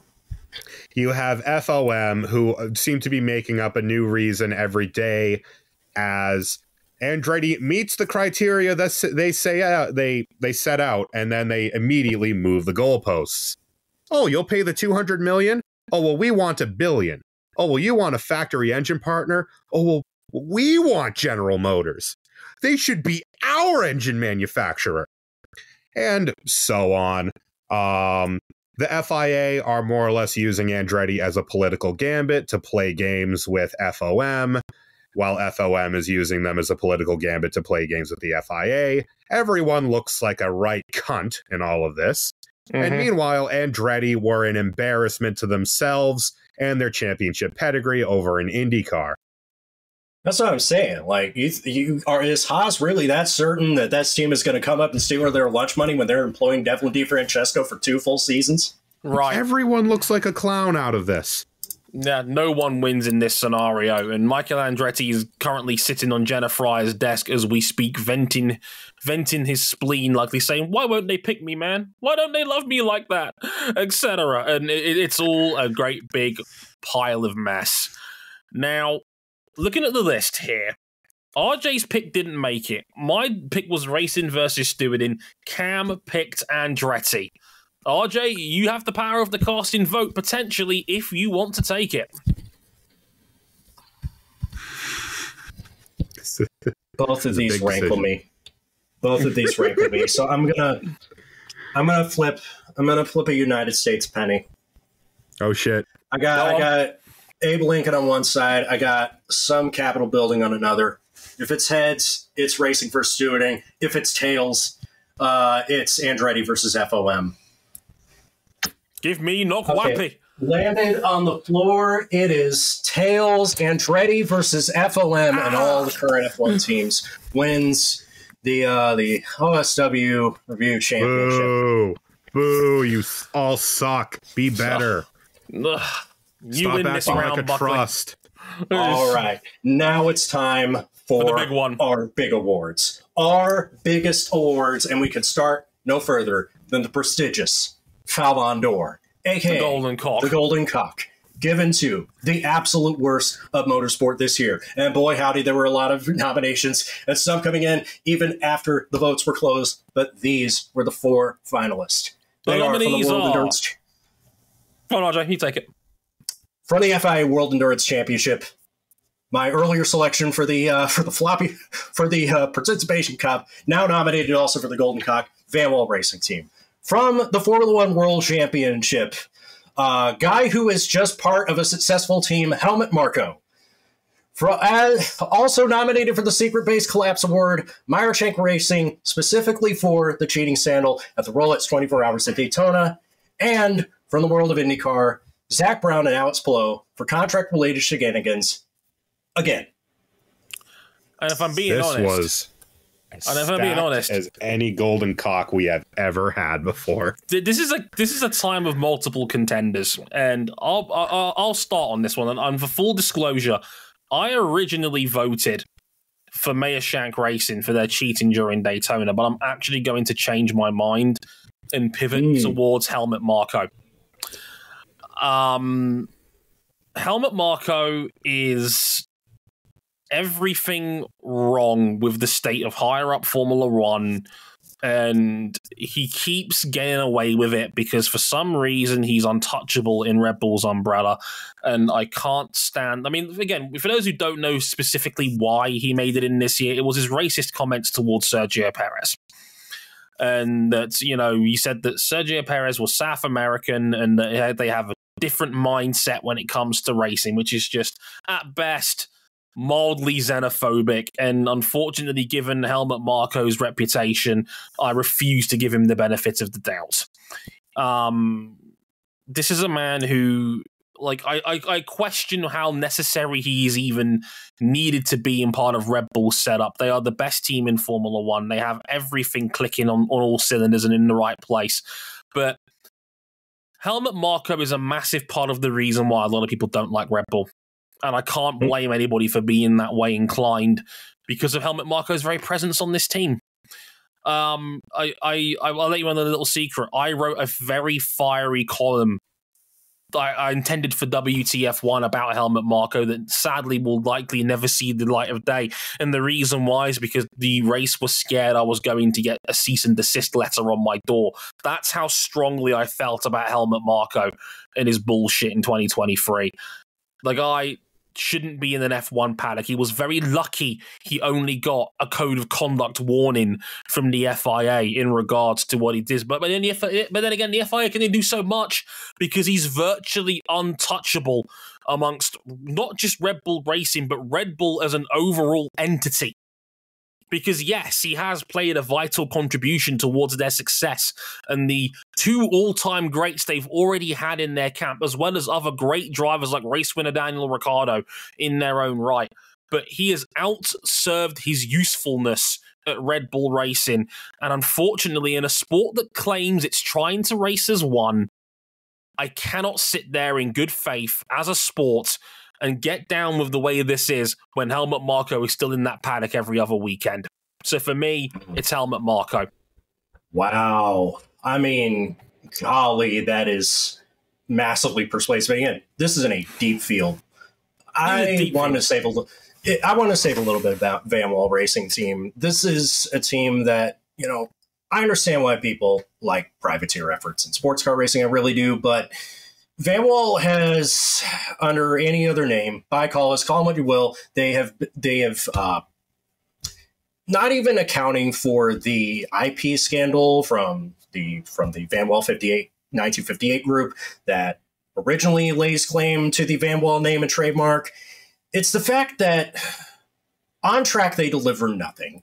Off track, they are notoriously one of the worst entities to deal with. I mean, put it to you this way. Jacques Villeneuve should not have been hired at that job to begin with because, like, he was woefully underperforming in it. Somehow, instead of just sacking the guy for underperformance, they just sacked him for other reasons and didn't bother to tell him. He found out through social media. They constantly turn some of the best drivers that they ever employ into irrelevant. The car looks nice, but, I mean, they make Gibson V8s fragile. I don't know what else to say. They contribute nothing. They did the WEC equivalent of making an LS engine unreliable. I mean, they couldn't even get full horsepower out of an engine that is the spec engine in LMP2. What? Yeah. And oftentimes they were incapable of outpacing LMP2s, which you can buy. The three of us could pool the Patreon money together, get some more backing, and go buy an LMP2 car. And we would beat Van Wall Racing. I do not like the way Jim all they've contributed. RJ, what have they contributed to sports car racing besides funny car on fire? Not much else. Not much else. They're probably a money laundering scheme, given what we know about the inner workings of that team. And I don't understand how they get any investors. I don't understand how they get any money through because they reek. I do not like how Jim Glickenhaus and his team carried themselves for a lot of their time in WC, but I can always say they stood on the podium at Le Mans and punched relatively above their weight. What has Colin Cowles done in a much longer time? If you were going to run a privateer effort, minus the blustering and the talking shit and the bitching about the rules 24/7, on track, Glickenhaus delivered what you'd expect out of a good privateer operation. Van Wall isn't even here to make up the numbers. And when they have a car finish a race, we'll come and talk to them. Meyer-Shank Racing. Yeah, we talked about it. For this, I just feel, I don't even really feel angry. I feel bummed. Just sad. I feel like they're a likable team. They're a likable entity. They genuinely are. They're the backbone. They're part of the backbone of this series. Yeah, they were one of the ones who were there through the days of Grand Am during the. Of course, there was an American sports car split, just as there was an IndyCar split long ago, and they were one of the staples of Grand Am and then the combined series. They, brought in Ford in something resembling a factory effort before they brought Honda back in as a factory effort, and they brought the sport into disrepute by not only cheating via tire pressure modifications and then tampering with the monitoring systems, which means that they should have been disqualified, but the system by which IMSA could have found the cheat was also tampered with, which is the only reason why they got to keep their win, is that they made sure IMSA couldn't find the cheat until it was so far after the race that IMSA couldn't do anything about it. And I think about some of the people caught in the crosshairs of this. Tom Blomqvist will continue to have a prolific racing career in IndyCar. Hopefully he can help lead the turnaround. But I think of someone like Colin Braun, who worked for years to get another opportunity in the top class, and now he has to get kicked down to LMP2 for something that wasn't his fault. And Cam, one of the last racing memories of Simon Pagenaud is going to be winning a tainted race. That's Simon really Pagenaud's sad. probable. I mean, all things considered, we haven't heard anything out of him, which concerns me as far as next year. There is a possibility that Simon Pagenaud's last professional win was in a car that was not just a little bit illegal, but catastrophically with intent illegal. No, this wasn't a product of a lone wolf, because it couldn't be if you apply the slightest of logic to it. And it also brings questions over their entire championship-winning 2022 season. From what I've heard, this was strictly about Daytona. And I sure hope that I've heard it on both sides from those who would know that this might have been just Daytona. This might have been all of 22. Well, and we'll never know. We'll never know. But here's what we do know. Here's what we do know, though. First of all, they're out of IMSA as a result. Yeah. Honda burned them down. Second of all, Honda still supplies their engines. Yeah. They supply their engines in IndyCar. That relationship is permanently damaged. They're never going to get the big support again. I hope that Meyer-Shank Racing finds their way back to IMSA under better circumstances. I hope it was worth it. That's all I'll say. I hope it was worth losing your entire operation. And then Alex Palou versus Zach Brown for contract related again. This one to me is just funny. Yeah, it's just funny. Look, Alex Palou is an extraordinarily talented racing driver. He has charisma. He has swagger. He should be one of the faces of the sport going forward. But he has never seen a contract he didn't wipe his ass with. I mean, look, Palou was one of the all-round good people in motorsport in general. I've heard nothing but glowing endorsements of the sort of character and person that he is. But he's also a dumb bitch for how he handled this contract. You can't do what you're doing, Alex Palou. You sign a contract, it's normally final. And you can't just fold your arms up and have a strop when things don't go your way. Anyone with half a brain cell could have read the room and said, in the eyes of Zach Brown, you're not that guy. Oscar Piastri's that guy. And annoyingly, he was right to believe so. And not as annoying. And look, I am not completely ignoring the fact that Zach Brown flirts with every motherfucker within 10 foot of Zach him. Brown has a huge part to play in this by basically throwing napkin contracts to whoever will listen. Golden but when you handshakes signed and the selling the big dotted one. line, he signed the dotted line. He signed the contract and got cold feet. And it looks like the only reason why he's probably going to get away with it overall is because he's so good that Chip Ganassi's basically willing to go to bat for him. Not just Chip Ganassi, DHL, a top sponsor from a rival team, is going to apply some salve to any potential legal fees that may come of this. Oh, and by the way, it's silly. DHL basically going, Andretti, you ain't that guy, in their press release about signing with Ganassi. There's so much tea here, herbal and verbal. What Alex Palou has done is silly, but I can't think of it as just like a total disgrace to the sport. Now, Helmut Marko, on the other hand, what does he do? What does he do other than make what he's one worth? of the best teams unlikable? You know why he's always going to have a fucking job here? Because he is always worth a controversial clickbaity article. Because he has never had a racist remark he wouldn't say. He has never had a bullshit just generalization of a situation in F1 that he won't blurt out. And the media companies lap it up, and it gets the clicks, and it keeps him around, and no one's going to take him to task for it. Oh, congratulations. You discovered the talents of Sebastian Vettel, who was already that guy, Max Verstappen, who was being hyped up when he was in karts. Congratulations. You have such an eye for talent that clearly nobody else does.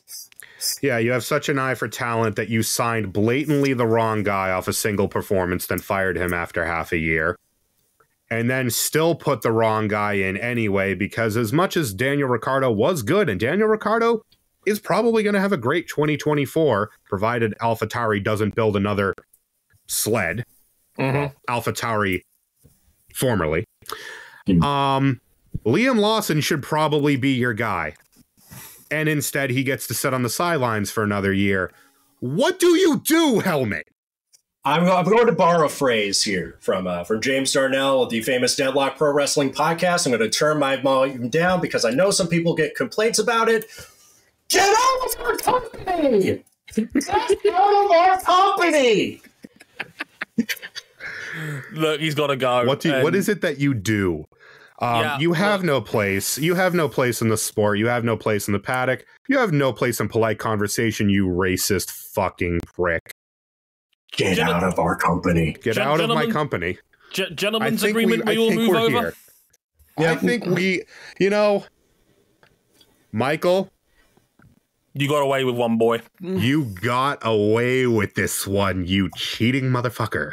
Because, spoiler alert, me and Cam both originally said Mayor Shank. It took a brazenly racist cunt to topple you. Jim, maybe we were too harsh upon you. Motorsport Games didn't even get to take the final. Can we also we need to go through the in memoriam, the honorable mention shortlist here of Golden Cock nominees that tried to bat down the door, and we just closed it a little bit too early. IndyCar is on the road to hell right now. They're probably going to lose Honda in 26. Remember me. Wolfgassi. Damn it, RJ is... y'all can't see this, but RJ is I'm so glad you're part of this, RJ. IndyCar. You have Motorsport Games, who put out a grand total of 0 products this year and 0 products last year, proceeded to lose every contract they have besides the Le Mans contract that they'll probably lose anyway. Hey, did you hear the ban laws coming to Le Mans Ultimate? Yes, Penske cheated. Wolfgassi. Yes, Penske cheated. Yeah. Wolfgassi, which... MotoGP God, if we could India. backport one. Yeah, getting the track inspected 3 days before the race. Also, the lack of visas.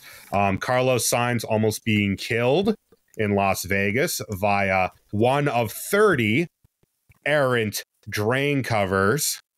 That was a long list of potential names here. Noah Gragson's continued existence. Yeah, Noah Gragson. Cody Ware. Oh, God.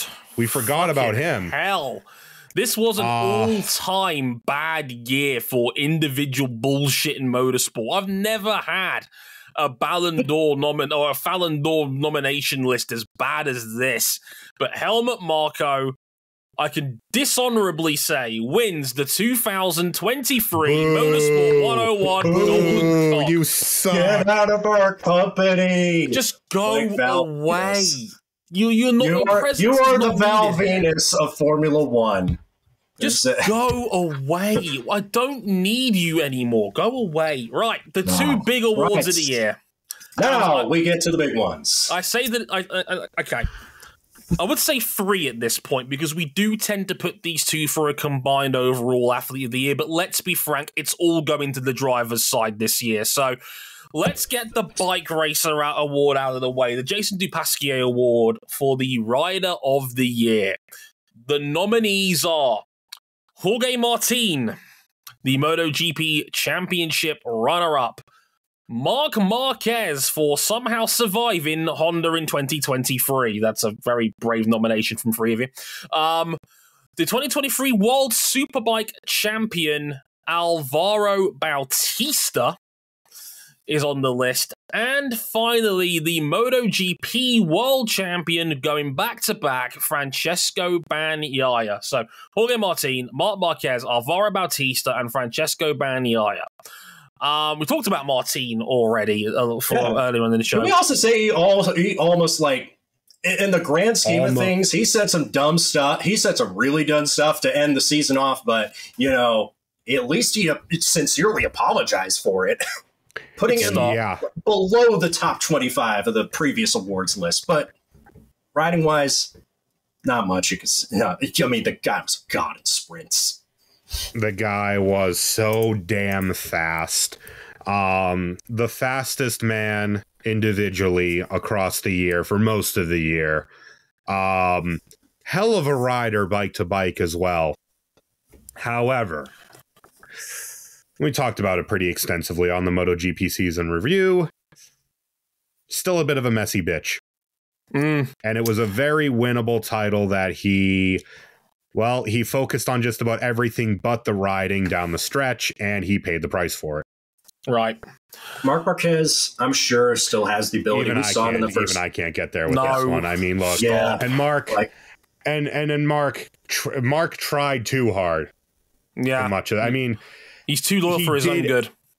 Yeah, he just, there was nothing to be gotten from this year, and I do think he took a step back and reevaluated after the horrendous showing in Sachsenring, where he not only crashed 6 times, broke ribs, but I think that was, Dre and I are in pretty much agreement on this, that was the inflection point of the end. Agreed. Of Marc Marquez and Honda. Yeah. Bautista. Still an extraordinary rider, but this was not the year. Yeah. Alvaro Bautista. Now, this is an interesting one. Yeah, because he tapered off at the back half of a dominant season. He still all along to win the championship, but it turns out it wasn't just that he bottled it. He was also riding hurt through the back half of the year. Yeah, multiple slip discs. We actually don't know what his status is going into 2024, but that is a horrendous injury due to the nerve pain involved.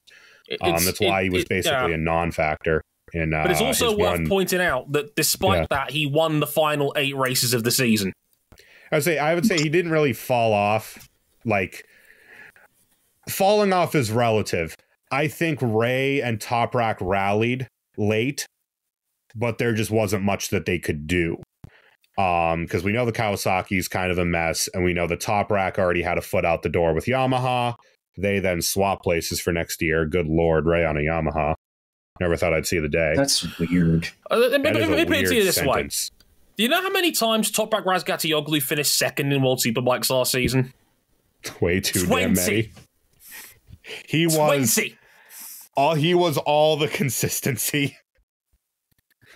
And if anything, Bautista probably undone by a catastrophic tire failure that was not that just a random rear tire delamination. I'm amazed Toprak kept the bike going. It wouldn't have mattered. Alvaro Bautista is so goddamn good, and it's not just because Ducati has a stupidly good Panigale superbike either. He's the only person who can win on it. He is no other Ducati rider won a race in World Superbikes this year but him. He is him. He is a special talent, and he has unlocked the full potential of the Panigale V4, an all-time great superbike. And Toprak is an incredible talent and an incredible rider. He's a guy that, in my opinion, should be in MotoGP, but has not, and probably will likely never get the opportunity. But Alvaro Bautista is an incredible bike rider, and he has already now become an all-time Superbikes great, and quite possibly put together the greatest season that World Superbikes has ever seen. He won 27 races this year in World Superbikes. 27. That's impossibly great. And that is up against Jonathan Rea, capital everything him. Yeah. And Toprak, who was riding the handlebars off the Yamaha, which, let's not forget, has been, the R1 has not really seen a major platform update since 2015. It's an old bike. Old but gold, but still old at this point, the R1. But above them, I mean, when it was close, because it was closer than you'd think looking at the results, Bautista held his nerve. He did. And he won multiple knockdown, drag-out fights between himself, the greatest World Superbike rider of the modern age, Jonathan Rea, and him, Toprak. And so that, those three went to war. Yeah. I think about Pecco in that regard. He was messy at times last year, on and off the track. This is the most complete version that we've seen of him. Agreed. He was a much better representative of MotoGP the second time around as a champion. He had to fight for everything to win that championship against the likes of Jorge Martin and Marco Bezzecchi. He wasn't always the fastest. And sometimes he did have the dropsies, but he had less of the dropsies than before, and it was just better in the Grand Prix when it really, really mattered. He's now back-to-back world. He had that clutch gene. And I brought it up. I bring it up again. Just think of where they were 9 years ago. Romano Fenati was the darling of the Sky VR46 Academy of MotoGP. And Francesco Bagnaia is expendable. Now look where they are. Funny how that works, isn't it? Yeah, it's funny how these things turn out. Look at Ducati 9 years ago. Right. Claiming teams. Claiming world team. Open class. Good God. Open class. Overall, and I'll get you on a little secret here, RJ went for Bagnaia. Me and Cam both went for Bautista. I'm not prepared to budge on this one. I'm not going to budge. I think that's not a strike against Pecco. However, Bautista, in the face of two absolutely world-class riders, not only went to war with them and won, he went to war with them and beat their asses. The greatest World Superbike season of all time. 27 wins along the way to do it. Beating two other all-time World Superbike greats in Toprak and Jonathan Rea to do it. Yeah, our rider of the year, the Jason Dupasquier Award winner, Alvaro Bautista. Yeah. I don't know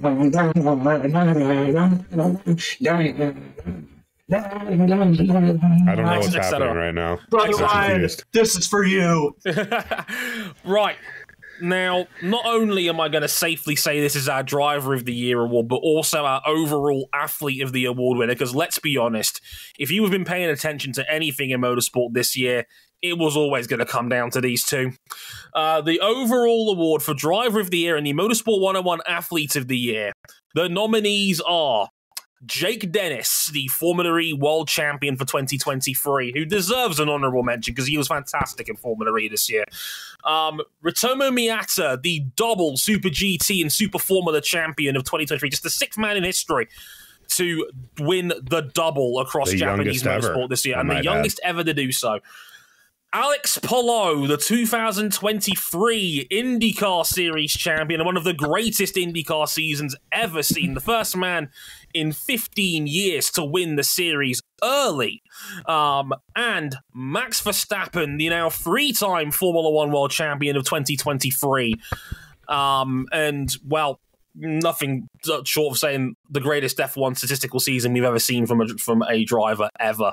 We'll give quick honourable mentions to Jake Dennis. Jake Dennis was superb in Formula E this year, and I'm glad he made the shortlist because he was worthy of it, most certainly.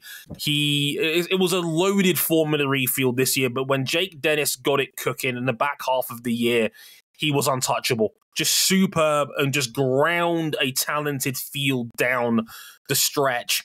And look, Nick Cassidy... He just pointed them to death. That was how he won this title. Yeah, the two fastest dudes in Formula E this year overall for me were Nick Cassidy and Mitch Evans, but Jake Dennis just racked up podiums all year long and racked up points. The two of them were screwing around down the back half of the field, back half of the year. And yeah, Jake just... If you finish and you keep finishing well and the other guys aren't, that's going to get you places. And I mean, Cassidy and Evans also torpedoed themselves in the final two rounds.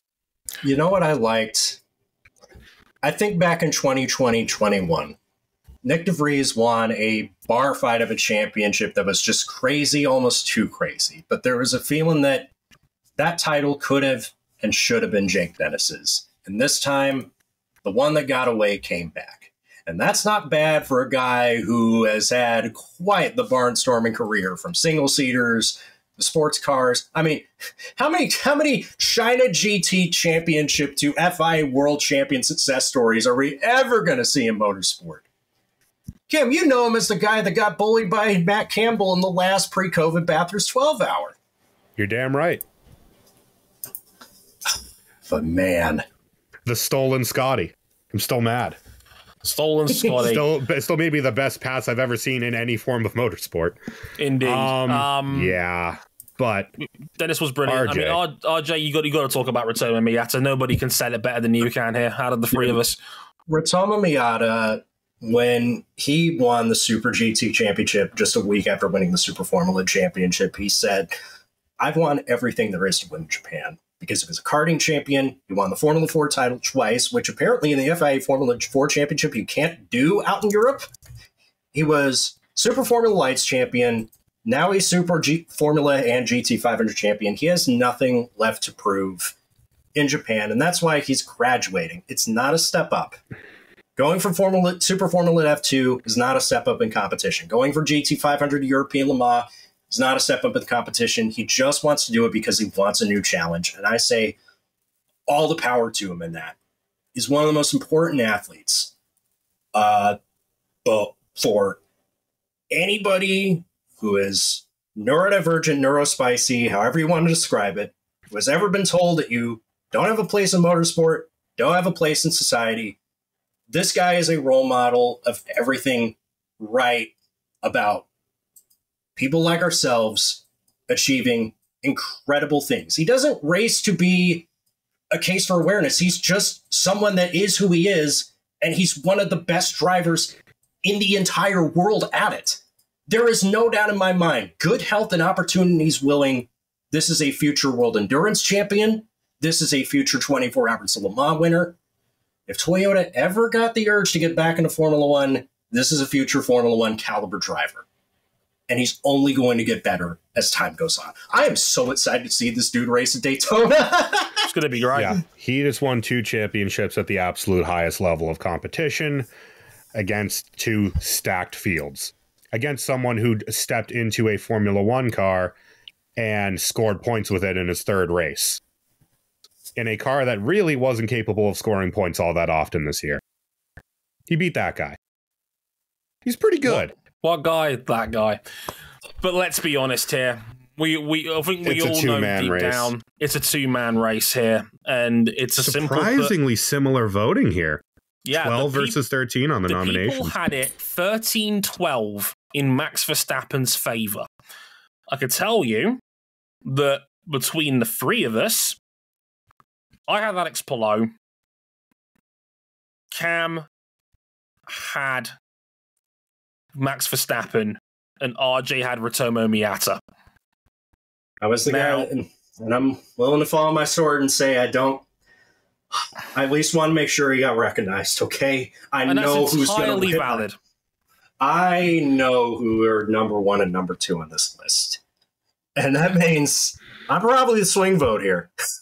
Now, for me, the difference maker for me is that IndyCar is a series you're not supposed to dominate. Everything in its power, everything in its structure and design is supposed to go against what drivers like Scott Dixon, what Joseph Newgarden, and many others in the past have done. Dominate this series. Alex Palou was him all year long. I've been watching IndyCar for almost a decade now on a full-time level. Alex Palou had the single greatest IndyCar season I've ever seen, where he was a continual threat to win everything that moved. The only thing he wasn't dominant on was ovals, and even then he found ways of generating great results. Like the short ovals, because let's not forget, right? He was running in the top 5 in Texas on dead tires. Right. He turned Scott Dixon's record qualifying run at the 500 from last year into history because he went faster. My dude was an unstoppable winning machine. And even when he wasn't winning, he was still pointing the field to death. It's like saying Alex Palou is deficient at short ovals because he only has a 90 in that stat instead of a 99. My dude curb stomped an all-time great Scott Dixon season. What does that say? It says everything. It's like Scott Dixon had another incredible IndyCar season. He was hotter than fish grease, as Cam would say, to end the year. Won 3 out of the final 4, and he still lost the championship by the better part of 100 points. He was obliterated. We have our heir to the 10. Yeah, definitively, truly. All the contract silliness. I'd say it's worth it. The problem is he's so good that he's worth it. Yeah, he's worth the hot mess. He really is. But you know who's not contractually a hot mess, Cam? But you know this guy's locked down for a while. Well, Formula One is the opposite. And Formula One is designed to be dominated by those who get it right. And yet, in all the eras of dominance, all the great cars, all the great teams, no one has ever been as dominant as Max Verstappen was in 2023. He rewrote every record that was there to write. Most of them he wrote last year. When the car was up to scratch, he used it to robotic precision and destroyed the field. When the car was maybe just that step off, he stepped up and pushed it over the line. And that one race that they lost, well, he still finished 5th after basically being nowhere all race and then carving up through the field on fresh tires. I mean, all that's really left is like the Grand Slam record, and I'm pretty sure if he breaks that, Zoe will actually cease to be. She'll set herself on fire. His average finish on the year was 1.27, according to F1 itself. 1.27. You know, then it goes alongside an even more terrifying contrast. Do you know what Max Verstappen's average finish has been since the start of 2021? Go on. 1.69. Nice. It's been 1.69 for the last 3 years. That is unholy. That is how terrifyingly good Max Verstappen is. He's had the greatest 3-year run in the history of Formula One, in my humble opinion. He's had Ayrton Senna's statistical career in the last 3 years, minus the pole positions. these two, and even I know because I had it as a minor spoiler, but even I could have guessed that Alex Palou and Max Verstappen were 1 and 2 in the Autosport top 50, and rightly so. There was no possible argument for me that anybody else could have breached that top 2, and it was always going to come down to these top 2 for me. The real fun is guessing 50 through 3.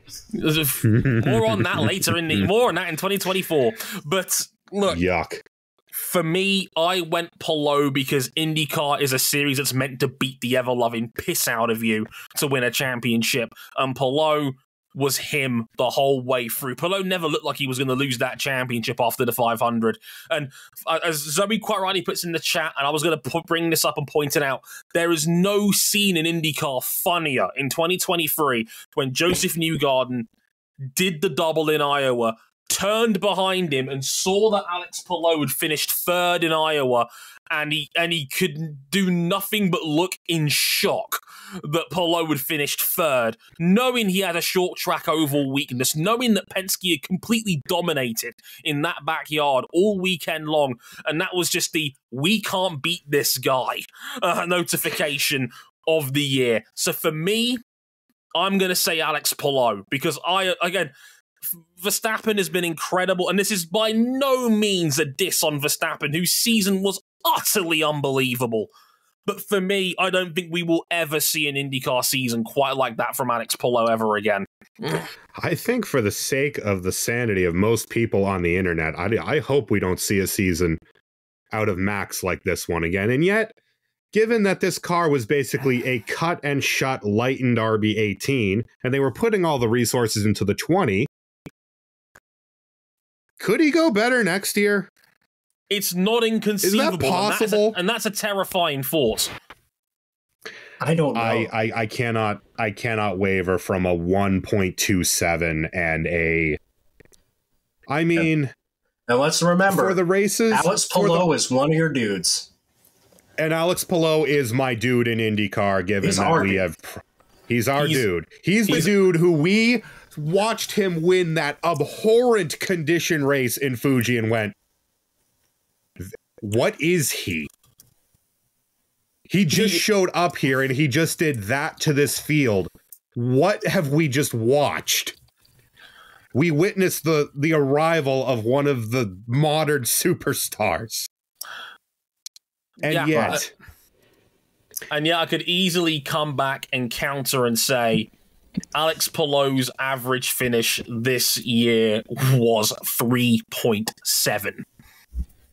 In a series that is designed to stop you from doing that. Let's be real here. RJ, you've got the casting vote because me and Cam aren't budging on this one. It's on you, mate. You make the call. Who's your driver of the year? Before I make my selection, thank you for listening in. We've been going for 2.5 hours strong. We really appreciate your support and throughout not just today, but the entire 2023 season through what's been a very tough year for a lot of us. You may have known that Dre got another job, a big boy job, and we're sad that he lost the job that he had, and we're hopeful that he will pick up something just as good, if not better, because you are too good to be working full-time at the bookies. Bless your heart, man. You are so good in that. And Cam, I love you. Sometimes I want to grab you by the neck sometimes, but you know what? You are also likewise. You are also very good at what you do. And what do I do? I just talk about racing full time somewhere. I know this because, like, I've been grateful enough to do this, and anyway, also the people are the lifeblood of the show. We've been grateful to grow our audience. I know it's by a little, but every little bit helps. So thank you very much. We appreciate you. Motorsport101.com. Honestly, from the bottom of our heart, we appreciate you all. Thank you all so much. It's been an honor and a privilege to be able to keep doing this. And do not get me wrong. Like I said before, I've not had the best of years professionally, but what I will say is that this is my home. This is my life and soul, and I love every episode I get to do with these fine gentlemen right here. And that will likely never change. I got chopped open back in March. That was fun. Hopefully, I don't have that in 2024. Well, I got to travel the world. I got to meet RJ in the face, in person, and it was just as delightful as you'd expect. It was wonderful. We got Fine Dining, aka Five Guys on the United K, which actually is great for the exchange on my side.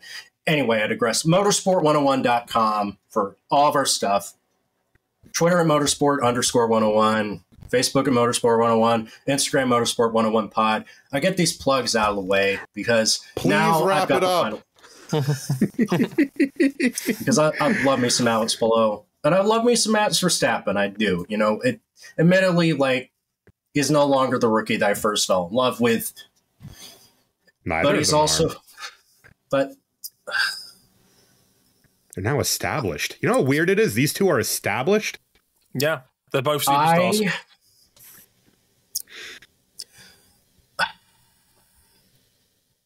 I have to go in my heart of hearts with something that is going to be remembered for all time.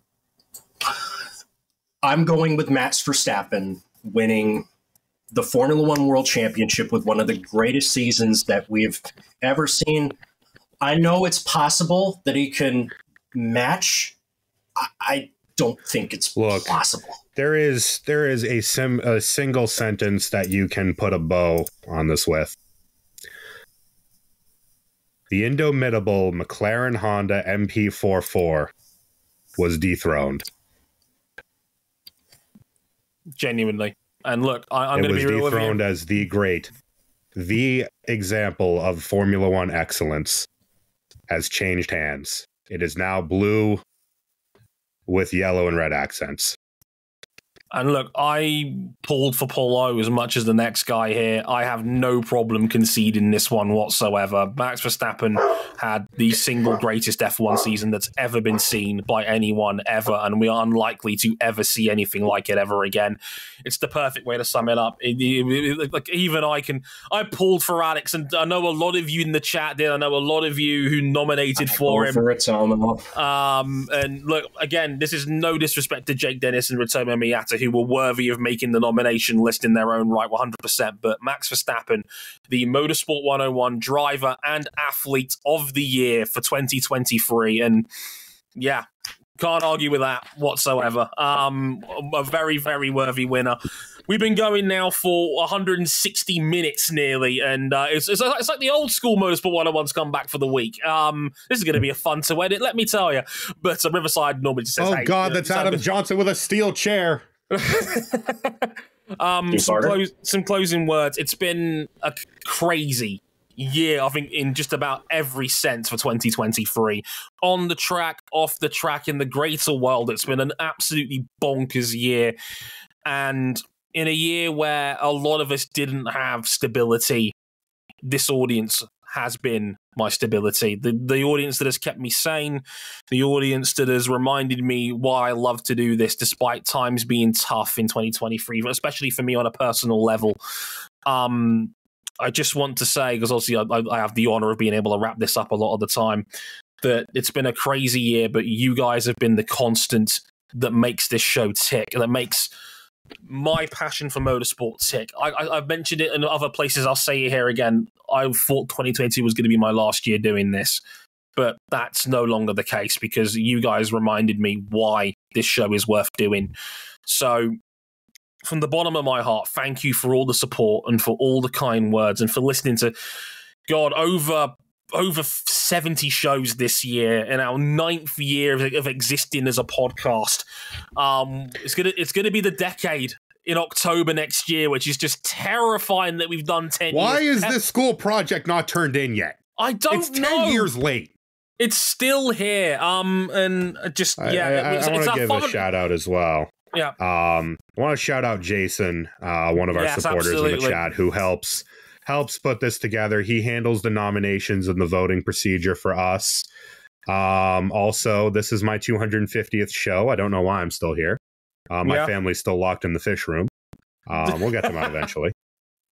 But I don't have a journalism degree. I just like talking about racing. And that's all we need. You sickos give me a platform. I don't know what you were thinking. Also, shout out to Riverside FM, who... That's how we record this. And my God, have y'all made it easier on us. A tremendous program. I do highly recommend it. It's done a phenomenal job all year long. And again, the best thing we ever did on this show was King moving us over on here, because it's made editing this show a breeze compared to the old days, let me tell you. Shout out to the world's greatest super sub, Ryan Eric King, who he's gone to part-time duty. He's it's late stage Bill Elliott hours. Yes. But we still appreciate him. Indeed, he's been wonderful all year long. And again, shout out to all our fans, shout out to all our friends, shout out to the Motorsport 101 Discord, who have become my second family, especially over the course of this year, more than ever before. All our Patreon backers who choose to back us financially, that you genuinely think we're worth giving money to every month, is the greatest honor you could ever bestow. That's crazy. We're worth your money, apparently, which is wild to even consider. But that is a wonderful feeling to know that you still back us. Many of us have been backing us now for 6, 7, 8 years financially, which is just wild that we're worth it to you. But thank you all so much. Have a wonderful 2024. A happy new year to everyone, because this is going to go out on most likely on New Year's Day. So have a wonderful 2024, whatever it is you choose to do. Stay safe, stay healthy, stay happy. Reach out to your loved ones, tell them you love them, because you never know when their time might be cut short. Look after yourselves, look after each other, and we'll talk a little bit more motorsport probably next week. We got a Formula E season to preview. Isn't that wild? We're right back into it. We're right back into it next week, because Formula E starts in 2 weeks' time in Mexico City. But from me, Dre Harrison, from RJ O'Connell, and from Cam Buckley, from the 8th Annual Motorsport 101 Awards, thank you so much for listening in 2023, and we'll see you on the other side. Thank you very much for listening. Good night! Where